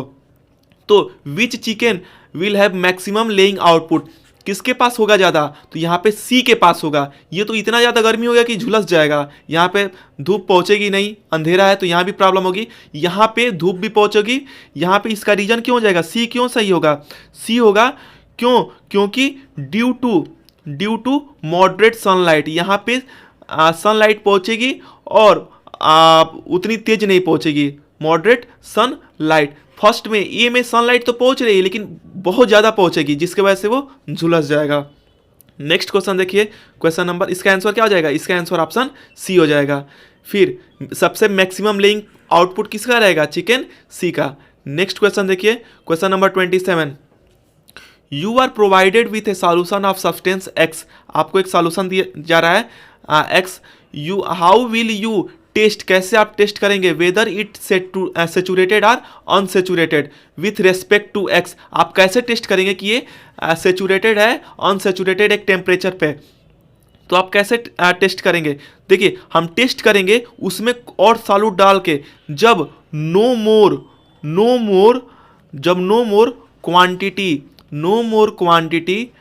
मोर क्वांटिटी ऑफ जो एक्स सब्सटेंस है उसी में और सब्सटेंस, देखो जो सब्सटेंस है इसमें और ज़्यादा हम no more quantity of X substance can be dissolve in a solution, can be dissolve in a solution. मतलब अगर सॉल्यूशन में और ज़्यादा हम उसमें ऐड नहीं कर सकते हैं तो उस केस में क्या होगा, सेचुरेटेड होगा। पूछ रहा है ना कि आप कैसे चेक करेंगे कि सेचुरेटेड है कि अनसेचुरेटेड है, जब और ज़्यादा डिजॉल्व नहीं होगा, no more quantity of X substance can be dissolve in solution, तो ये क्या हो जाएगा, ये आपका सेचुरेटेड सॉल्यूशन हो जाएगा विथ रेस्पेक्ट टू, क्या पूछ रहे हैं ना, एक्स के रेस्पेक्ट में, विथ रेस्पेक्ट टू एक्स, यही इसका आंसर हो जाएगा।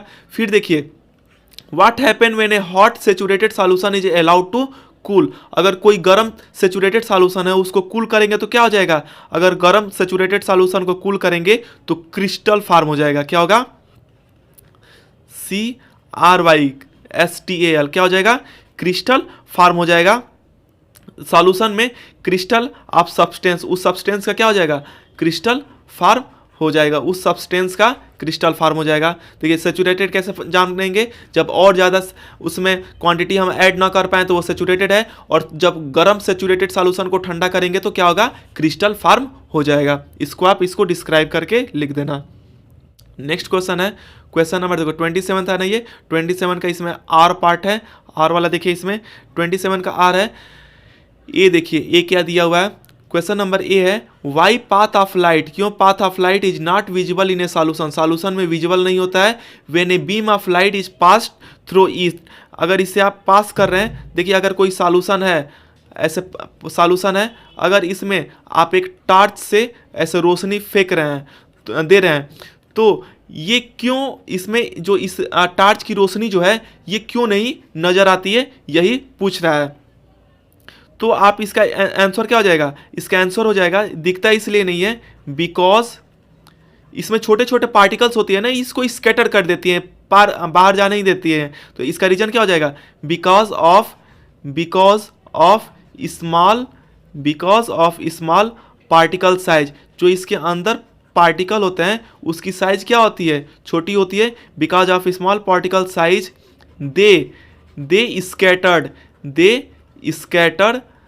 Scatter A beam of light, वो क्या करते हैं, लाइट के बीम को, बीम ऑफ लाइट, वह लाइट के बीम को क्या कर देते हैं, स्कैटर्ड कर देते हैं, यही इसका आंसर हो जाएगा। इसमें बी ऑप्शन देखिए, ए वाला तो हो गया ना, अब बी देखिए, बी क्या है, बी आपका classify each of the following as solution, colloid और सस्पेंशन, आपको बताना है फर्स्ट वाला सॉल्यूशन क्या है, इसमें कौन सा सॉल्यूशन है, कौन सा कोलाइड और कौन, इस सॉल्यूशन में बताना है कि कौन सा कोलाइडल और कौन सा सस्पेंशन है। देखिए, a mixture whose particle are big enough to scattered a beam of light passing through it, जब पार्टिकल इतने बड़े हो जाएं कि वो बीम ऑफ लाइट को स्कैटर कर दें तो उसको क्या बोलते हैं, उसे हम कोलाइड्स बोलते हैं, क्या बोल जाएंगे, पहला का आंसर कोलाइड हो जाएगा। सेकंड देखिए, जैसे दूध और पानी का मिक्सचर होता है वो कोलाइडल होता है।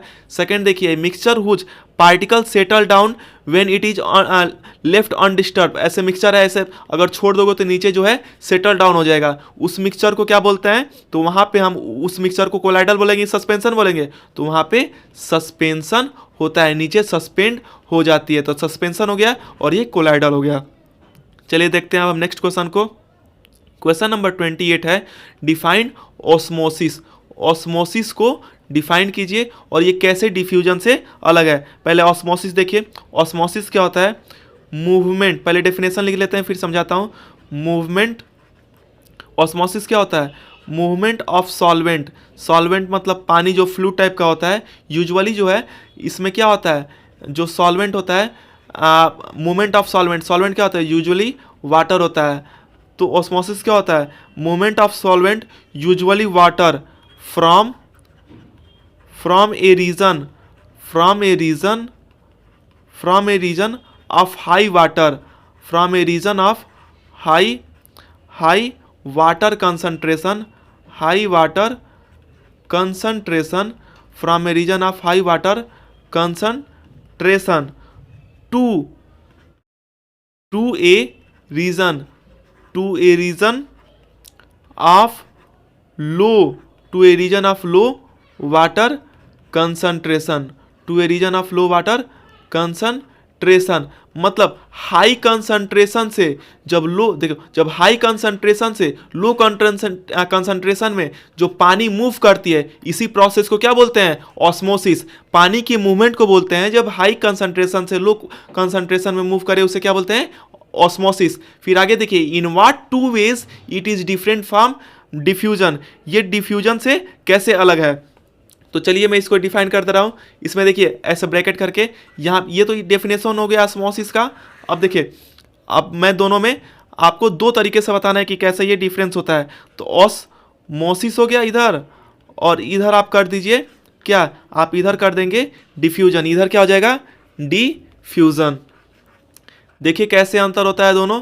ऑस्मोसिस जो होती है, यह क्या होता है, इट टेक प्लेस, देखिए मूवमेंट होता है ना हाई कंसंट्रेशन से low concentration, it take place, जो ये मूवमेंट होता है, इट टेक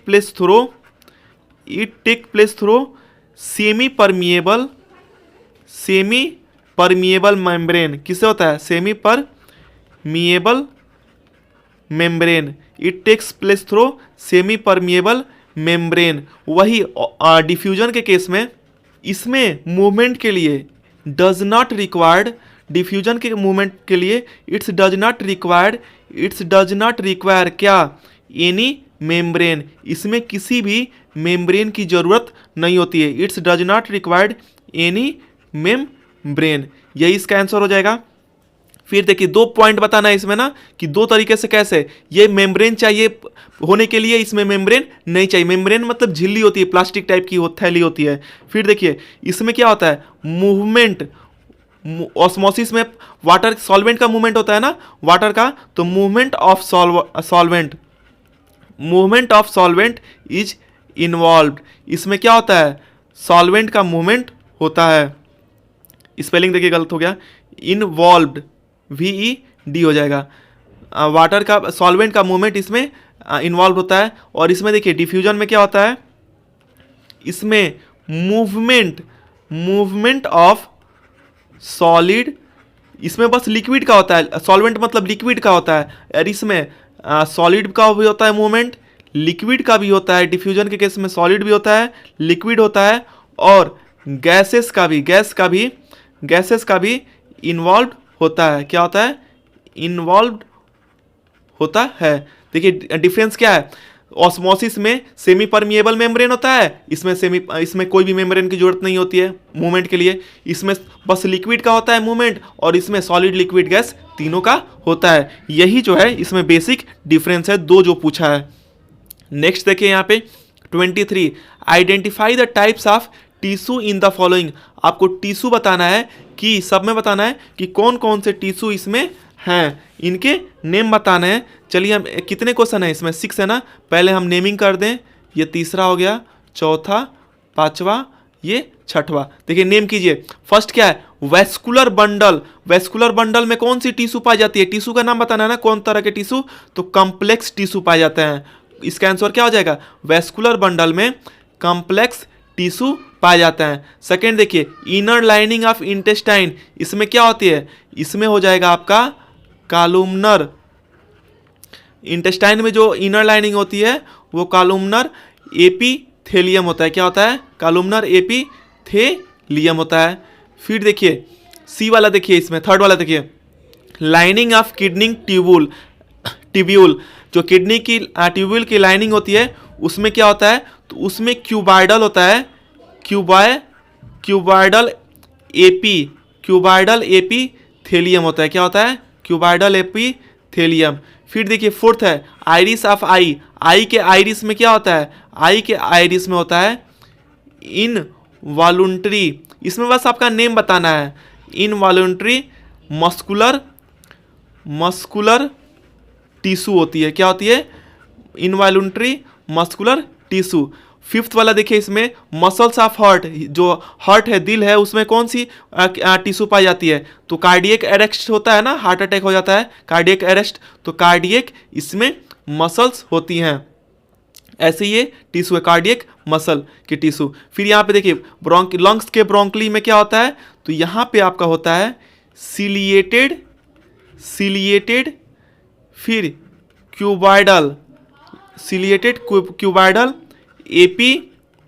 एपिथेलियम होता है, सिलिएटेड क्यूबाइडल एपिथेलियम, यही इसका होता है। चलिए देखते हैं अब हम नेक्स्ट क्वेश्चन को। ये बेसिकली इसमें आपको नाम लिखना था, 6 में क्या क्या पाए जाते हैं, यही है। फिर देखते हैं, हम देखते हैं 29 हो गया ना, अब क्वेश्चन नंबर 30 को हम देखते हैं। क्वेश्चन नंबर 30 क्या है?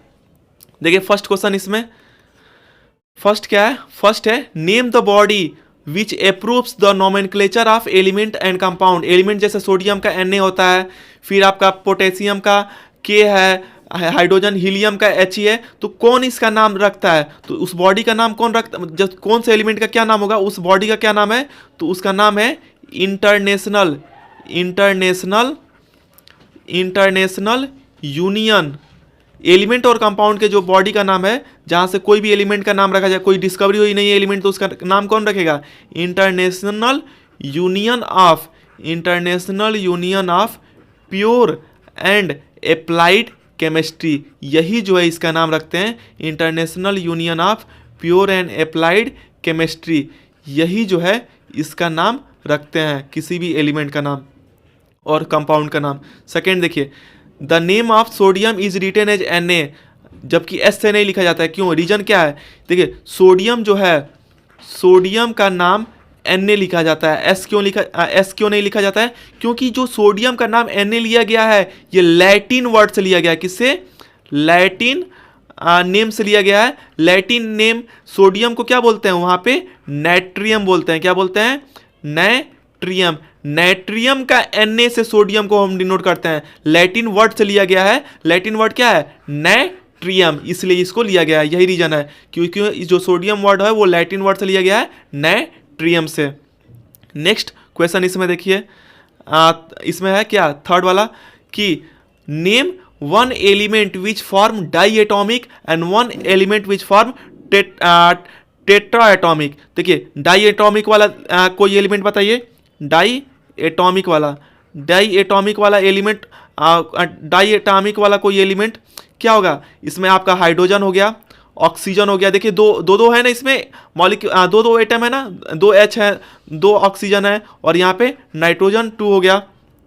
फिर देखिए ये डाई एटॉमिक वाला हो गया, और इस सैंपल पेपर का पहला ही स्टार्टिंग में ही था टेट्रा एटॉमिक मॉलिक्यूल्स में, उस समय क्या बताया था? White phosphorus. तो टेट्रा एटॉमिक में क्या हो जाएगा?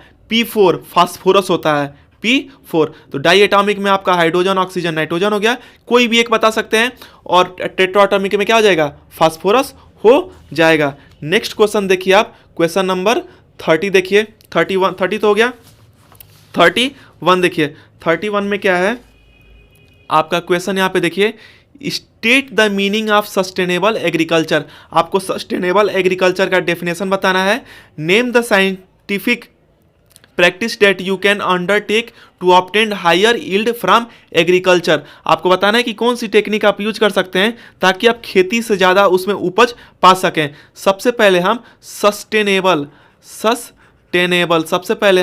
सस्टेनेबल एग्रीकल्चर, जो सस्टेनेबल एग्रीकल्चर होता है, इसकी हम डेफिनेशन देखते हैं। इसकी डेफिनेशन क्या होती है? तो सस्टेनेबल जो एग्रीकल्चर होती है, इट इज़ द सक्सेसफुल, ये क्या होता है? Sustainable agriculture is the successful, यह सक्सेसफुल है, it is the successful management है, इट इज़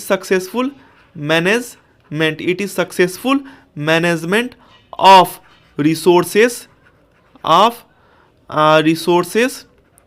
हाँ, फिर resources for agriculture for agri, पहले मैं डेफिनेशन लिख दे रहा हूँ फिर समझा दे रहा हूँ उसको, of agriculture to satisfy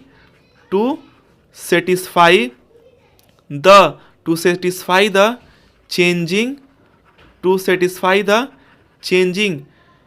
human needs, हाँ, फिर human needs while maintaining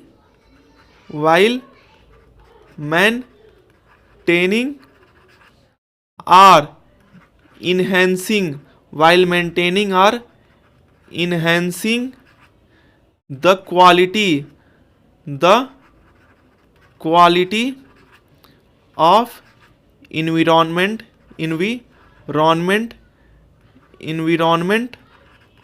and conserving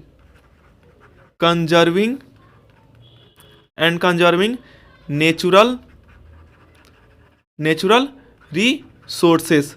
देखिए ये तो डेफिनेशन हो गया। अब मैं इसको समझा दूं आपको, आप जब इसको समझेंगे, देखिए सस्टेनेबल एग्रीकल्चर किसे बोलते हैं? ऐसा एग्रीकल्चर जिसमें अच्छे तरह से रिसोर्सेज का मैनेजमेंट किया जाए। एग्रीकल्चर करने के लिए, खेती करने के लिए रिसोर्सेज का अच्छे से मैनेजमेंट किया जाए, ताकि ये जो ह्यूमन की लाइफ स्टाइल चेंज हो रही है उसकी नीड्स को पूरा करे और हमारे इन्वायरमेंट को भी अफेक्ट ना करे, नेचुरल रिसोर्सेज को बचाते हुए फ्यूचर जनरेशन के लिए। इसका मतलब हम जब एग्रीकल्चर करें तो उस टाइम मैनेजमेंट, रिसोर्सेज का मैनेजमेंट हम अच्छे से करें, ताकि हम जो ह्यूमन चेंज हो रहा है, उसकी जो लाइफ स्टाइल चेंज हो रही है, उसकी हम रिक्वायरमेंट को पूरा कर सकें और हम इन्वायरमेंट को भी अफेक्ट ना करें, इसी को और नेचुरल रिसोर्स को हम बचाएं। उसी को हम क्या बोलते हैं? सस्टेनेबल एग्रीकल्चर बोलते हैं। ऐसा एग्रीकल्चर जिससे इन्वायरमेंट को लॉस ना हो और हम अपने नीड्स को भी पूरा कर लें, उसे हम क्या बोलते हैं? सस्टेनेबल एग्रीकल्चर बोलते हैं। इसमें नेक्स्ट देखिए, नेक्स्ट है name the scientific practice that you can undertake to obtain higher yield from agriculture. आप कौन सी साइंटिफिक टेक्निक यूज कर सकते हैं ताकि आप अच्छे ज़्यादा से ज़्यादा इसमें आप खेतों से उपज पा सकें? तो देखिए हम क्या कर सकते हैं, हम मिक्स्ड फार्मिंग कर सकते हैं। एक ही साथ कई सारे फसलों को एक ही साथ एक ही फील्ड में बो सकते हैं, मिक्स फार्मिंग कर सकते हैं। आप इंटर क्रॉपिंग कर सकते हैं। इंटर क्रॉपिंग मतलब एक एक लेयर करके, एक लेयर में कोई चीज़ और बना दी, आप बो दिए, फिर अगली लेयर में कोई और बो दिए। इंटर क्रॉपिंग जैसे एक लेयर एक लेयर करके कर सकते हैं। फिर और आप बेहतर बनाने के लिए क्या कर सकते हैं? क्रॉप रोटेशन कर दिए। क्रॉप रोटेशन जैसे जिस खेत में आप बोते हैं ना, धान बोते हैं, गेहूं बोते हैं, उस पे रोटेट कर दिए। बीच में लेगुमिनस प्लांट जो होते हैं, जैसे ये सेरल्स हो गए, पल्स दाल, उसमें बो दिए तो वैसे हो जाएगा। और क्या कर सकते हैं इसमें अपने फील्ड को अच्छे करने के लिए? तो आप इंटीग्रेटेड फार्मिंग प्रैक्टिस कर सकते हैं। फार्मिंग प्रैक्टिस कर सकते हैं, फार्मिंग प्रैक्टिसेस कर सकते हैं। चलिए देखते हैं नेक्स्ट क्वेश्चन को। क्वेश्चन नंबर 32 है।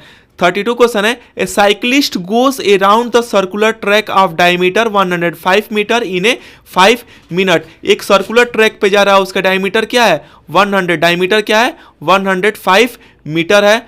और टाइम कितना लग रहा है? टाइम आपका लग रहा है 5 सेकेंड लग रहा है। तो आपको बोल रहा है कि स्पीड निकालना है। देखिए स्पीड इजकल टू क्या होता है? Speed equal to distance upon time होता है। डिस्टेंस निकालिए। डिस्टेंस आप कैसे निकालेंगे? डिस्टेंस आपका होगा यहाँ पे circumference equal to 2 pi R होता है। मतलब पाई इंटू 2r लिख सकते हैं। पाई इंटू 2r को मतलब d लिखते हैं।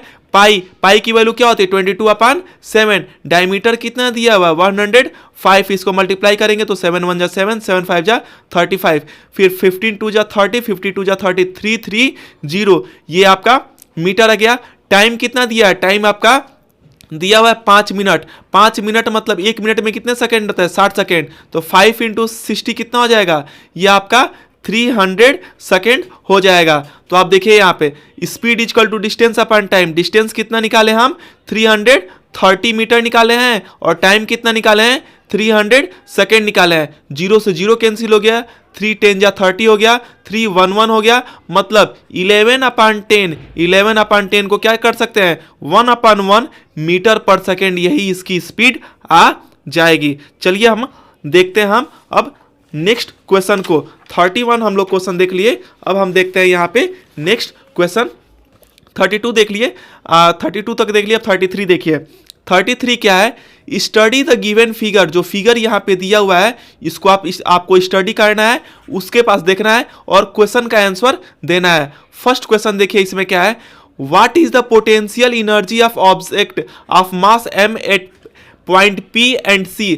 अगर ये पॉइंट बी पे और पॉइंट सी पे पोटेंशियल एनर्जी देना है, बताना है। देखिए कंडीशन क्या है, what is the potential energy of object of mass m at point B पे पोटेंशियल एनर्जी बताना है, and C when it is raised from point A to B and B to C. A to B पे आपको बताना है, देखिए A B पे बताना है, ए टू बी जा रहा है और देखिए ए से बी जा रहा है तब पोटेंशियल एनर्जी बताना है, और बी से सी जा रहा है, बी से सी जा रहा है तब कितना होगा। देखिए ए से बी जाएगा, मास एक ही है, तो देखिए पोटेंशियल एनर्जी का फार्मूला क्या होता है, mgh। देखो मास क्या है, ए से बी जाएगा तो मास यही यहां से आ जा रहा है ना, तो मास तो सेम है, ग्रेविटी सेम लगेगी 9.8, और हाइट देखिए ये हाइट क्या है, सेम है, तो यहां पे क्या हो जाएगा, इसका मतलब ए से बी पोटेंशियल एनर्जी आपका mgh हो जाएगा। फिर बी से सी देखिए पोटेंशियल एनर्जी, मास यहां भी मास m है, ग्रेविटी h है, और यहां भी हाइट देखिए, नीचे वाला भी हाइट सेम है, ऊपर वाला भी हाइट सेम है, यहां भी h होगा, मतलब mgh हो जाएगा। इसका मतलब ए से बी और बी से सी दोनों के केस में पोटेंशियल एनर्जी क्या होगी, सेम होगी, यही इसका आंसर हो जाएगा। सेकंड इसमें देखिए क्या है, calculate the potential energy of object when raised directly from A to C. A से सी अगर जा रहा है, यहां से नीचे से ऊपर जा रहा है, अगर ए से सी जा रहा है तो उसमें पोटेंशियल एनर्जी क्या होगी, तो देखिए पोटेंशियल एनर्जी का फार्मूला होता है, पोटेंशियल एनर्जी का फार्मूला क्या होता है, potential energy equal to mgh होता है। mg मतलब मास है, ग्रेविटी यहाँ पे ग्रेविटी 9.8 चाहे जो भी हो, हाइट देखिए यहां से यहां तक जाने में h हो गया और ऊपर जाने में h, और h कितना हो गया, हाइट यहाँ पे 2h हो जाएगी, मतलब पोटेंशियल एनर्जी यहाँ पे क्या हो जाएगी, 2mgh हो जाएगी, यही इसका आंसर हो जाएगा। चलिए देखते हैं हम अब नेक्स्ट क्वेश्चन को। थर्ड पार्ट देखिए, इसमें देखिए क्वेश्चन है, calculate whether the same amount of work is done against the gravity in each case. आपको कैलकुलेट करना है कि क्या same amount of work done हो रहा है ग्रेविटी के अगेंस्ट। देखिए हम फार्मूला जानते हैं, कैलकुलेट करते हैं, देखिए हम फार्मूला जानते हैं, वर्क डन का फार्मूला क्या होता है, वर्क डन, देखिए वर्क डन का हम फार्मूला जानते हैं, work done is equal to force into displacement होता है। देखो फर्स्ट केस अगर हम लेते हैं, फर्स्ट केस लेंगे, फर्स्ट केस मतलब अगर कोई भी चीज ए से बी तक जा रही है प्लस बी से सी तक जा रही है, तो ए से बी प्लस बी टू सी, देखिए वर्क डन कितना होगा, ए टू बी क्या हो जाएगा, मास है, ग्रेविटी है और हाइट सेम है, बी से सी जा रहा है तो क्या हो जाएगा, ये भी आपका क्या हो जाएगा, मास, ग्रेविटी और हाइट, mgh और mgh क्या हो जाएगा, 2mgh हो जाएगा। फिर देखो सेकेंड केस में, देखिए सेकेंड केस में आप देखिए आपका कि कैसे होगा, देखिए फर्स्ट में तो ए से बी गए और बी से सी गए, और सेकेंड केस में आप अगर ए से सी डायरेक्ट चले जा रहे हैं, हम जा रहे हैं ए से सी पे ही है, लेकिन फर्स्ट केस में ए से पहले बी तक गए, ए से बी तक गए और बी से सी गए, और देखिए सेकेंड केस में हम डायरेक्ट जा रहे हैं, तो इसका क्या फार्मूला होगा, सेकेंड केस का जो फार्मूला होगा ए से सी तक जाने का, mgh, ये भी फार्मूला है। अब वैल्यू पुट अप कीजिए, मास है, ग्रेविटी है, हाइट यहाँ पे देखिए नीचे से ऊपर जाने में h प्लस h कितना हो जाएगा, यहाँ पे 2h हो जाएगा, मतलब 2mgh हो जाएगा। यहाँ भी क्या आया mgh, यहाँ भी क्या आया mgh, मतलब दोनों केस में पोटेंशियल एनर्जी क्या होगी, सेम होगी, यही इसका आंसर हो जाएगा। चलिए अब हम देखते हैं नेक्स्ट क्वेश्चन को। क्वेश्चन नंबर 34 देखिए, स्टेट आर्किमेडीज प्रिंसिपल और इसके 2 प्रिंसिपल। देखो मैं इसको समझा दे रहा हूं, आप इसको बुक में डेफिनेशन है उसको समझ लेना, लिख लेना। देखिए अगर कोई बीकर है, चाहे कोई ऑब्जेक्ट है, उसमें पानी रखा गया, क्या रखा गया, पानी, चाहे उसको फ्लूइड बोलते हैं, पानी चाहे वाटर रखा गया है, कोई भी ऑब्जेक्ट को अगर हम इसमें डालते हैं तो पानी डिस्प्लेस होगा ना। जैसे ये अगर इस लेवल पे है, ये यहाँ लेवल है, ये इस लेवल से पानी जितना ऊपर आएगा, या फिर देखिए इसको दूसरे हम इमेज से दिखाते हैं, दूसरे इसमें वो करके दिखाते हैं। देखिए अच्छे से, अगर कोई बीकर है, ऐसे स्टेटमेंट आप बुक से लिख लीजिए, पानी को एकदम ऊपर लबालब भरा जाए, यहाँ तक पानी को। फिर अगर अगर हम कोई ऑब्जेक्ट को ऐसे ऑब्जेक्ट को इसमें डालते हैं तो पानी भरा हुआ क्या होगा, वो बाहर निकलेगा। बाहर निकलेगा तो ऑब्जेक्ट को देखो डालने पे नीचे से फोर्स लगती है, उस फोर्स को क्या बोलते हैं, अपथ्रस्ट फोर्स, अपथ्रस्ट या बायोगेंसी फोर्स। क्या बोलते हैं, अपथ्रस्ट या बायोगेंसी फोर्स। नीचे कोई भी ऑब्जेक्ट अगर नीचे डालेंगे इस पानी में तो कौन सी फोर्स लगेगी, अपथ्रस्ट और बायोगेंसी फोर्स। उस फोर्स की वजह से पानी क्या होगा, डिस्प्लेस होगा, वाटर क्या होगा, डिस्प्लेस होगा। तो आर्किमिडीज प्रिंसिपल बोलता है कि जो डिस्प्लेस हुई वाटर है, जो डिस्प्लेस हुई वाटर है, डिस्प्लेस हुई वाटर है वह क्या होता है, ऑब्जेक्ट के वेट के बराबर होता है, ऑब्जेक्ट के वेट के बराबर होता है।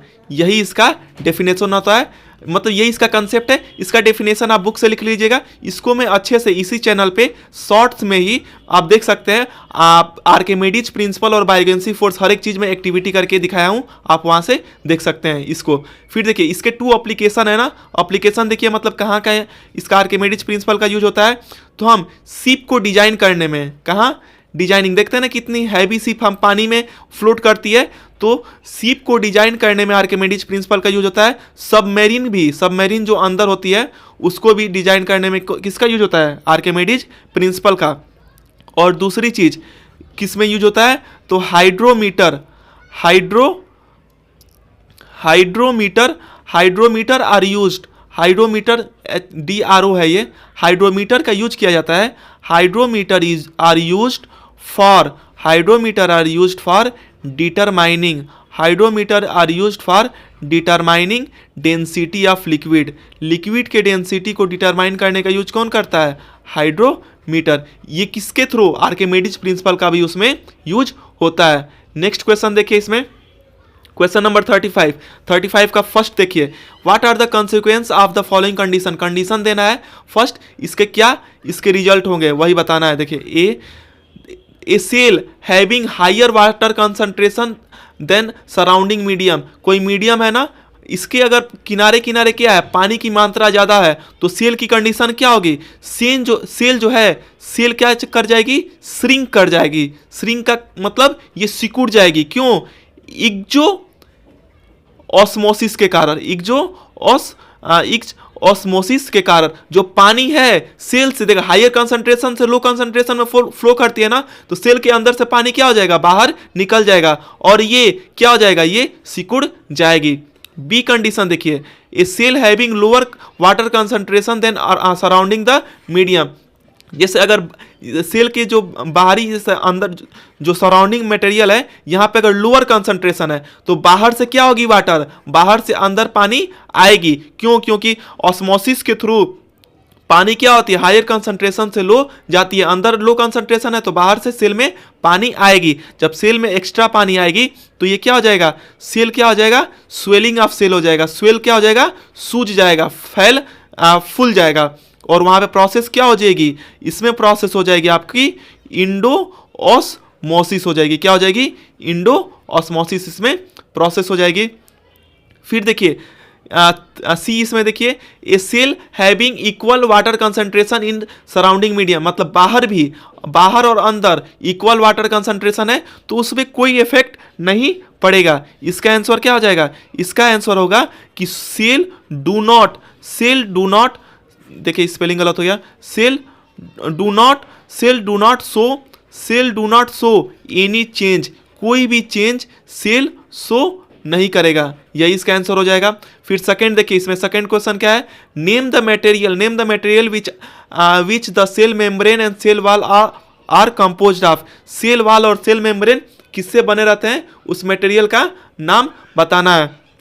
तो देखिए सेल वॉल किससे बना होता है, सेल वॉल आपका बना होता है सेलुलोज से, किससे, सेलुलोज से, और सेल मेम्ब्रेन किससे बना होता है, सेल मेम्ब्रेन जो है, सेल मेम्ब्रेन आपका बना रहता है लिपिड और प्रोटीन से, किससे, लिपिड एंड प्रोटीन से, किससे, लिपिड और प्रोटीन से। सेल वॉल आपका सेलुलोज से बना होता है और सेल मेम्ब्रेन आपका लिपिड और प्रोटीन से बना होता है। चलिए देखते हैं हम इसके आर वाले सेक्शन को, क्या क्या है इसके आर वाले सेक्शन में, देखिए क्या है, draw and neat diagram of animal cell बनाना है और उसके पार्ट को लिखना है। आप इसको ड्रा कर लीजिएगा, मैं आपको फिगर दिखा रहा हूं। देखिए ये एनिमल सेल है, इसके पार्ट्स को देखो, इसमें सब कुछ दिखाया गया है ना। सेल मेम्ब्रेन कहाँ है, राइबोसोम, स्मूथ राइबोसोम, स्मूथ ये इंडोप्लाज्मिक रेटिकुलम, रफ इंडोप्लाज्मिक, कोई भी पार्ट आपको चार्ट दिखाना है। लाइसोसोम है, ये साइटोप्लाज्म है, राइबोसोम है, न्यूक्लियस है, आप इसको दिखा सकते हैं। फिर नेक्स्ट देखिए इसमें क्वेश्चन नंबर 36 है, explain the Rutherford alpha particle scattering experiment with diagram, और उसके ऑब्जर्वेशन को बताना है। रदरफोर्ड के एक्सपेरिमेंट बताना है और इसको डायग्राम से बताना है और ऑब्जर्वेशन बताना है। देखिए रदरफोर्ड ने क्या किया था, ये थिन गोल्ड के फॉइल लिए थे और इस पे अल्फा रेज की बीम पास की थी। पास करने पे क्या हुआ था, कुछ जो है जो किनारे से जा रही थी वो तो रेस सीधे चली गई थी, जो बीच में से गई थी वो डाइवर्ट होके पीछे आ गई थी। यही जो है इसकी आपको फिगर बनाना है। और देखिए इसमें क्या है क्वेश्चन, और है इसमें आपका कि इसमें ऑब्जर्वेशन लिखना है। ऑब्जर्वेशन में आपको इसका बता देता हूँ। था ना कि Rutherford alpha particle scattering experiment का डायग्राम बताना है और इसका ऑब्जर्वेशन दिखाना है। डायग्राम तो ये हो गया, आप इसको बना लीजिएगा। ऑब्जर्वेशन देखिए, एक क्वेश्चन है मैं आपको इसमें दे रहा हूँ, ये मार्किंग स्कीम है, आप इसको देखो क्या था इसमें आप देखेंगे कि most of the alpha particle क्या हो रहा है, पास हो रहा है विदाउट डिफेक्शन से। ऑब्जर्वेशन है इसके। फिर कुछ इसमें अल्फा पार्टिकल क्या हो रहे हैं, हल्का से डिफेक्ट हो रहे हैं, और कुछ जो है पूरा, और कुछ जो है लार्जर एंगल से हो रहे हैं, और कुछ ऐसे हो रहे हैं कि पूरा बाउंस बैक हो जा रहे हैं, थोड़ा भी आगे नहीं जा रहे हैं, पीछे चले जा रहे हैं। आप इमेज में देख सकते हैं, देख रहे हैं ना यहाँ पे, ये डिफेक्टेड हो जा रहा है पूरा, कुछ हल्के से स्कैटर हो रहे हैं, कुछ थोड़े भी नहीं हो रहे हैं। ऐसा ये ऑब्जर्वेशन हो गया। इससे कंक्लूजन क्या निकला, कंक्लूजन आप देखेंगे, ये देखिए मार्किंग स्कीम है, सीबीएसई की मार्किंग स्कीम आपको पेपर में ऐसा ही लिखना होता है। कंक्लूजन क्या है कि जो एटम के अंदर पॉजिटिव चार्ज होते हैं उसे हम न्यूक्लियस बोलते हैं। इलेक्ट्रॉन जो है ऑर्बिट के चारों तरफ रिवॉल्व करते हैं, और जो न्यूक्लियस की साइज है वो एटम की साइज से बहुत छोटी होती है। एक क्वेश्चन मैं आपको मार्किंग स्कीम से ये बता दे रहा हूँ। फिर आगे का क्वेश्चन चलो फिर देखते हैं। नेक्स्ट क्वेश्चन, ये लास्ट क्वेश्चन है, क्वेश्चन नंबर 37 क्या है, देखिए न्यूमेरिकल है, फर्स्ट करते हैं। देखिए ए पर्सन वेट 110.84 110.84 न्यूटन उसकी क्या है, वेट है। फिर whose acceleration due to gravity is 1/6 of the that earth. एक पर्सन की मून पे वेट इतना है और ग्रेविटी कितनी होती है मून पे, अर्थ से 1/6 होती है। इफ द वैल्यू ऑफ जी, अगर जी की वैल्यू 9.8 मीटर पर सेकेंड स्क्वायर है तो जी की वैल्यू मून पे बताना है। देखिए हम जानते हैं कि ग्रेविटी जो अर्थ पे होती है वह क्या होता है, मून के 1/6, तो मून पे क्या होती है ग्रेविटी 1/6 होता है अर्थ के। यही पूछ रहा है ना, मून की ग्रेविटी पूछ रहा है, तो मून पे ग्रेविटी क्या होगा, अर्थ की ग्रेविटी के 1/6 होगा। तो ग्रेविटी या मून पूछ रहा है तो अर्थ की ग्रेविटी क्या होती है 9.8 को जब आप डिवाइड कर देंगे किससे, 6 से डिवाइड करेंगे तो आपका आंसर क्या आ जाएगा 1.63 मीटर पर सेकेंड स्क्वायर हो जाएगा। ये एक आंसर हो गया ए का। फिर भी देखिए mass of person on moon, moon पे पर्सन मास बताना है। देखो मास कैसे निकालते हैं, देखिए मास हम निकालेंगे फोर्स अपॉन ग्रेविटी से। देखिए ये कैसे होता है, force equal to mass into acceleration होता है। हाँ, ग्रेविटी के केस में एसिलेशन क्या हो जाता है, ग्रेविटी हो जाती है। फिर मास क्या हो जाएगा, mass equal to F upon g. तो यही फार्मूला है, इससे मास निकालिए पर्सन का मून पे, तो मास कितना हो जाएगा मून पे। देखो फोर्स न्यूटन है ना, यूनिट से देखिए, न्यूटन मतलब क्या होता है, फोर्स होता है। ये कितना था 110 है, तो ये कितना हो जाएगा आपका 110.84। और ग्रेविटी कितनी है, ग्रेविटी आप अभी मून की ग्रेविटी क्या निकाले हैं 1.63। जब आप इसको आप सॉल्व करेंगे तो कितना आ जाएगा 68 kg आ जाएगा। फिर देखिए इसमें सी जो है, इसमें weight of person on earth, earth पे आपको इंसान का वेट बताना है। वे कैसे होगा, वेट होती है weight equal to mass into gravity, weight equal to mass into gravity होती है। मास कितना है पर्सन का, मास पर्सन का यहाँ पे देखें क्या है 68 है, और ग्रेविटी क्या होती है 9.8 है। 9.8 जब आप इसका मल्टीप्लाई करेंगे तो पर्सन की मास वेट कितनी आ जाएगी 666.4 न्यूटन, यही इसकी मास आ जाएगी। फर्स्ट पार्ट के हम लोग तीनों कर लिए। सेकंड देखिए इसमें क्या है, सेकंड वाला है इसमें। सेकंड देखिए how does the value of g on earth is related to the mass of earth and its radius. आपको डिराइव करना है कि जी की वैल्यू और मास ऑफ अर्थ और मास ऑफ अर्थ और रेडियस कैसे ये कोरिलेट करते हैं। तो देखिए कैसे कोरिलेट करते हैं, इसको डिराइव भी करना है। देखो पहले हम इसको क्या करते हैं, कोरिलेट कैसे करते हैं, जो जी की ग्रेविटी की वैल्यू होती है कैपिटल जी फिर capital M upon R square, ऐसे हुआ। जो ग्रेविटी होती है एक्सेलरेशन ड्यू टू ग्रेविटी, ये होती है यूनिवर्सल कांस्टेंट मास ऑफ अर्थ और रेडियस ऑफ अर्थ के स्क्वायर के। अब देखिए कैसे कोरिलेट करेंगे। अगर मान लीजिए कोई बड़ा ऑब्जेक्ट है एम, एक कोई छोटा ऑब्जेक्ट है स्मॉल एम, यह है, फिर इनके बीच में दो जो फोर्स लगेगी, फोर्स को हम लोग डिफाइन करते हैं force equal to G M M upon are square से। ये हम लोग ये आप पढ़े होंगे ग्रेविटेशन चैप्टर में। फोर्स, दो ऑब्जेक्ट के बीच में जो फोर्स लगता है वो किस रिलेशन से निकलता है, capital G M M upon are square. फिर आप इसको फिर एक और आप फार्मूला जानते हैं फोर्स का आप जानते हैं मास इनटू ग्रेविटी होती है, ये सेकंड हो गया। फर्स्ट और सेकंड इक्वेशन से क्या हो जाएगा G M M upon are square, ये किसके बराबर हो जाएगा एम जी के, मतलब मास से मास ये कट गया। इसका मतलब क्या, जी की वैल्यू क्या आ गई, जी की वैल्यू आ गई capital G capital M upon are square. यहाँ आर क्या है अर्थ की रेडियस और मास क्या है एम क्या है अर्थ का मास है। ऐसे आप इसको कर सकते हैं। चलिए अब देखिए इसी में आर वाला है, इसके देखो 37 का आर पोर्शन देखिए, इसको कीजिए।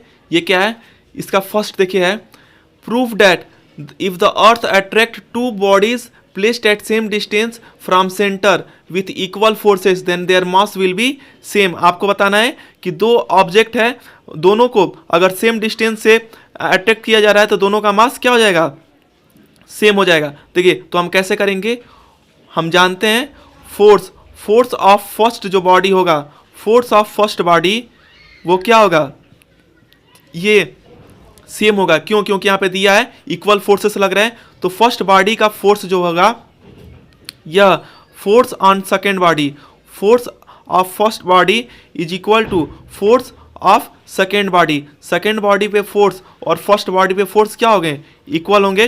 फोर्स हम कैसे अभी पीछे डिराइव किए ना, कैपिटल जी कैपिटल एम फिर m1 यही है मास, फिर आर स्क्वायर ये फार्मूला होता है। फिर कैपिटल जी, देखो मास भी सेम दिया हुआ है, अर्थ की मास क्या होती है सेम होती है दोनों केस में, यूनिवर्सल कांस्टेंट भी सेम होगी, कैपिटल एम और स्मॉल एम कर दिए, ये हो गया। क्योंकि इसकी मास क्या है डिराइव करने की इक्वल है, तो एक को m1 मान लो एक को m2 मान लो, नीचे ये आर स्क्वायर हो गया। फिर देखिए ये क्या हो जाएगा, ये आर स्क्वायर से आर स्क्वायर कैंसिल हो गया, जीएम से जीएम कैंसिल हो गया, मतलब m1 इक्वल टू क्या हो जाएगा m2 हो जाएगा। जब दोनों के फोर्स इक्वल होंगे तो मास भी क्या हो जाएगा इक्वल हो जाएगा, ये प्रूफ हो गया। सेकंड देखिए, सेकंड क्या है, mathematically express the acceleration due to gravity that is expressed by free falling object. Free falling object से जो एक्सीलरेशन ड्यू टू ग्रेविटी होती है उसकी वैल्यू बतानी है, तो जी होता है, जी इज इक्वल टू क्या होता है capital G capital M upon are square, यही जो है मैथमेटिकल एक्सप्रेशन है, capital G capital M upon are square. Third question देखिए, थर्ड क्वेश्चन क्या है, why is G called universal constant. G को क्यों हम यूनिवर्सल कांस्टेंट बोलते हैं, क्यों बोलते हैं, क्योंकि इट्स वैल्यू इज कांस्टेंट। जी की वैल्यू क्या होती है, it's value is constant in the universe, in the universe. Universe में जी की वैल्यू क्या होती है कांस्टेंट होती है, इसलिए ये जी क्या होती है यूनिवर्सल कांस्टेंट बोला जाता है इसको। ये था इस सैंपल पेपर के सभी 1 से लेकर 37 सभी क्वेश्चन के सॉल्यूशन। नेक्स्ट वीडियो में हम मिलेंगे आपको साइंस के फिर ओसवाल के सैंपल पेपर 3 के सभी क्वेश्चन के सॉल्यूशन के साथ। तब तक के लिए कीप स्माइलिंग।